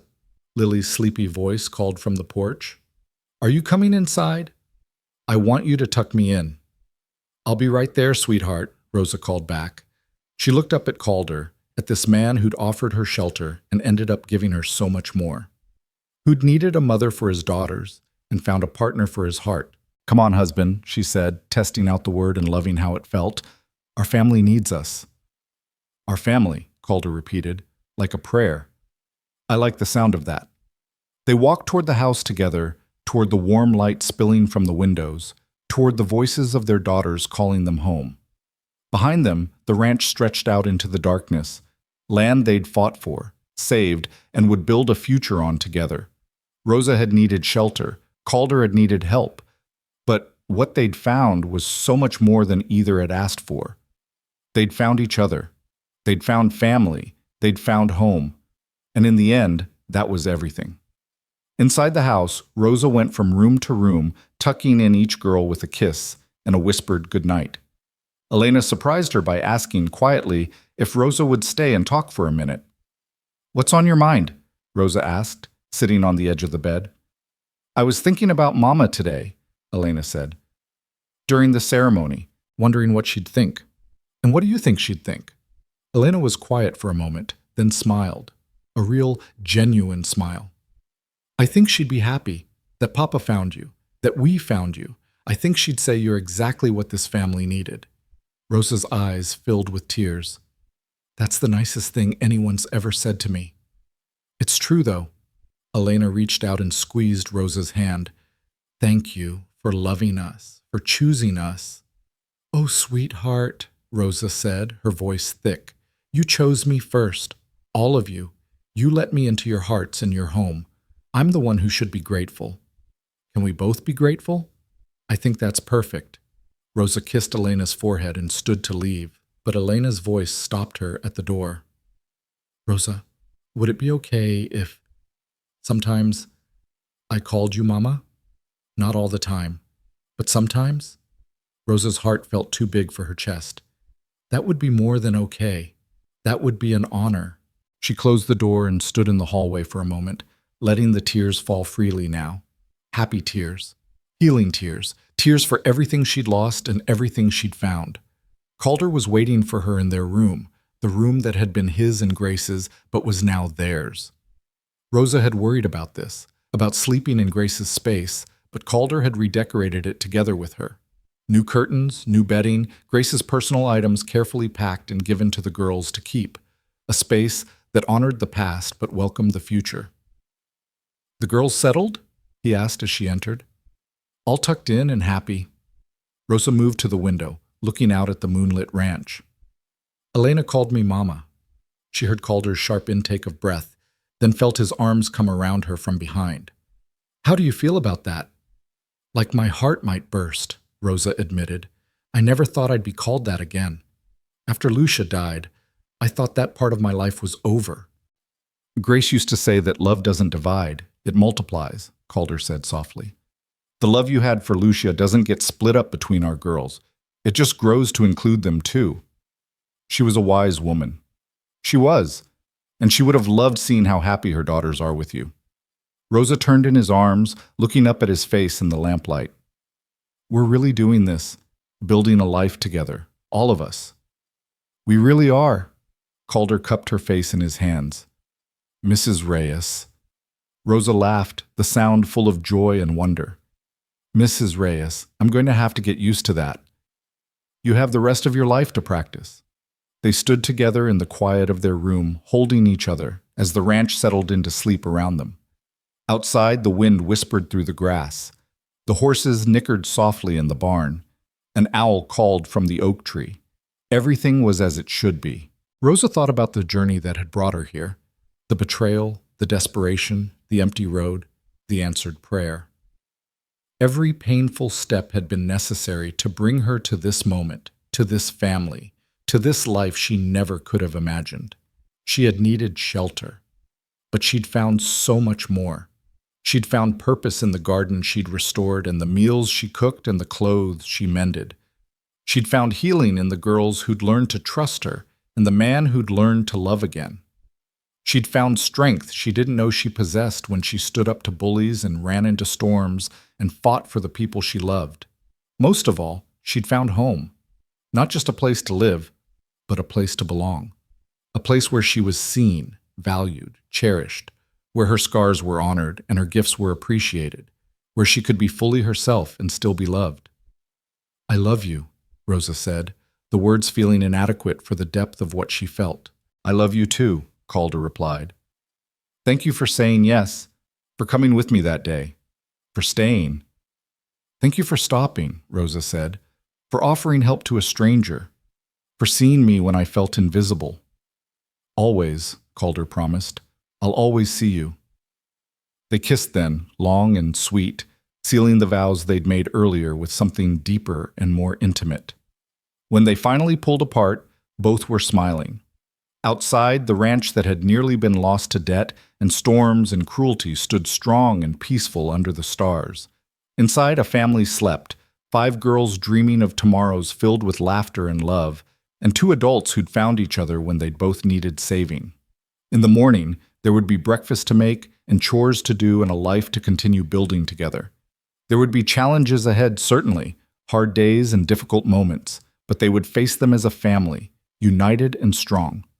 For now, though, there was just this moment, this perfect, precious moment of peace and completion. Rosa Calderón Reyes closed her eyes and sent up a silent prayer of gratitude for the road that had led her here, for the man who'd offered her hope, for the children who'd given her purpose, for the home that had welcomed her when she had nowhere else to go. She had needed shelter, and in giving her that, Calder and his daughters had given her everything. But what they perhaps didn't fully realize yet was that she'd given them something precious in return. She'd given them her fierce loyalty, her tender care, her unwavering commitment. She'd given them someone who would fight for them, protect them, love them with every fiber of her being. She'd given them the gift of her whole heart, broken as it had been, now healing and full. And that, Rosa knew, was worth more than any amount of money or land or material success. Love, real, honest, chosen love, was the foundation on which everything else was built. As sleep finally claimed her, wrapped in Calder's arms in the house that was now truly hers, Rosa's last conscious thought was simple and profound. She was home. Finally, completely, irrevocably home. And she would spend the rest of her days making sure this family, this beautiful patchwork family that had formed from loss and hope and grace, knew exactly how precious they were. The rancher had said, "Come with me," and Rosa had said yes. That single word had changed everything. That single word had saved them all.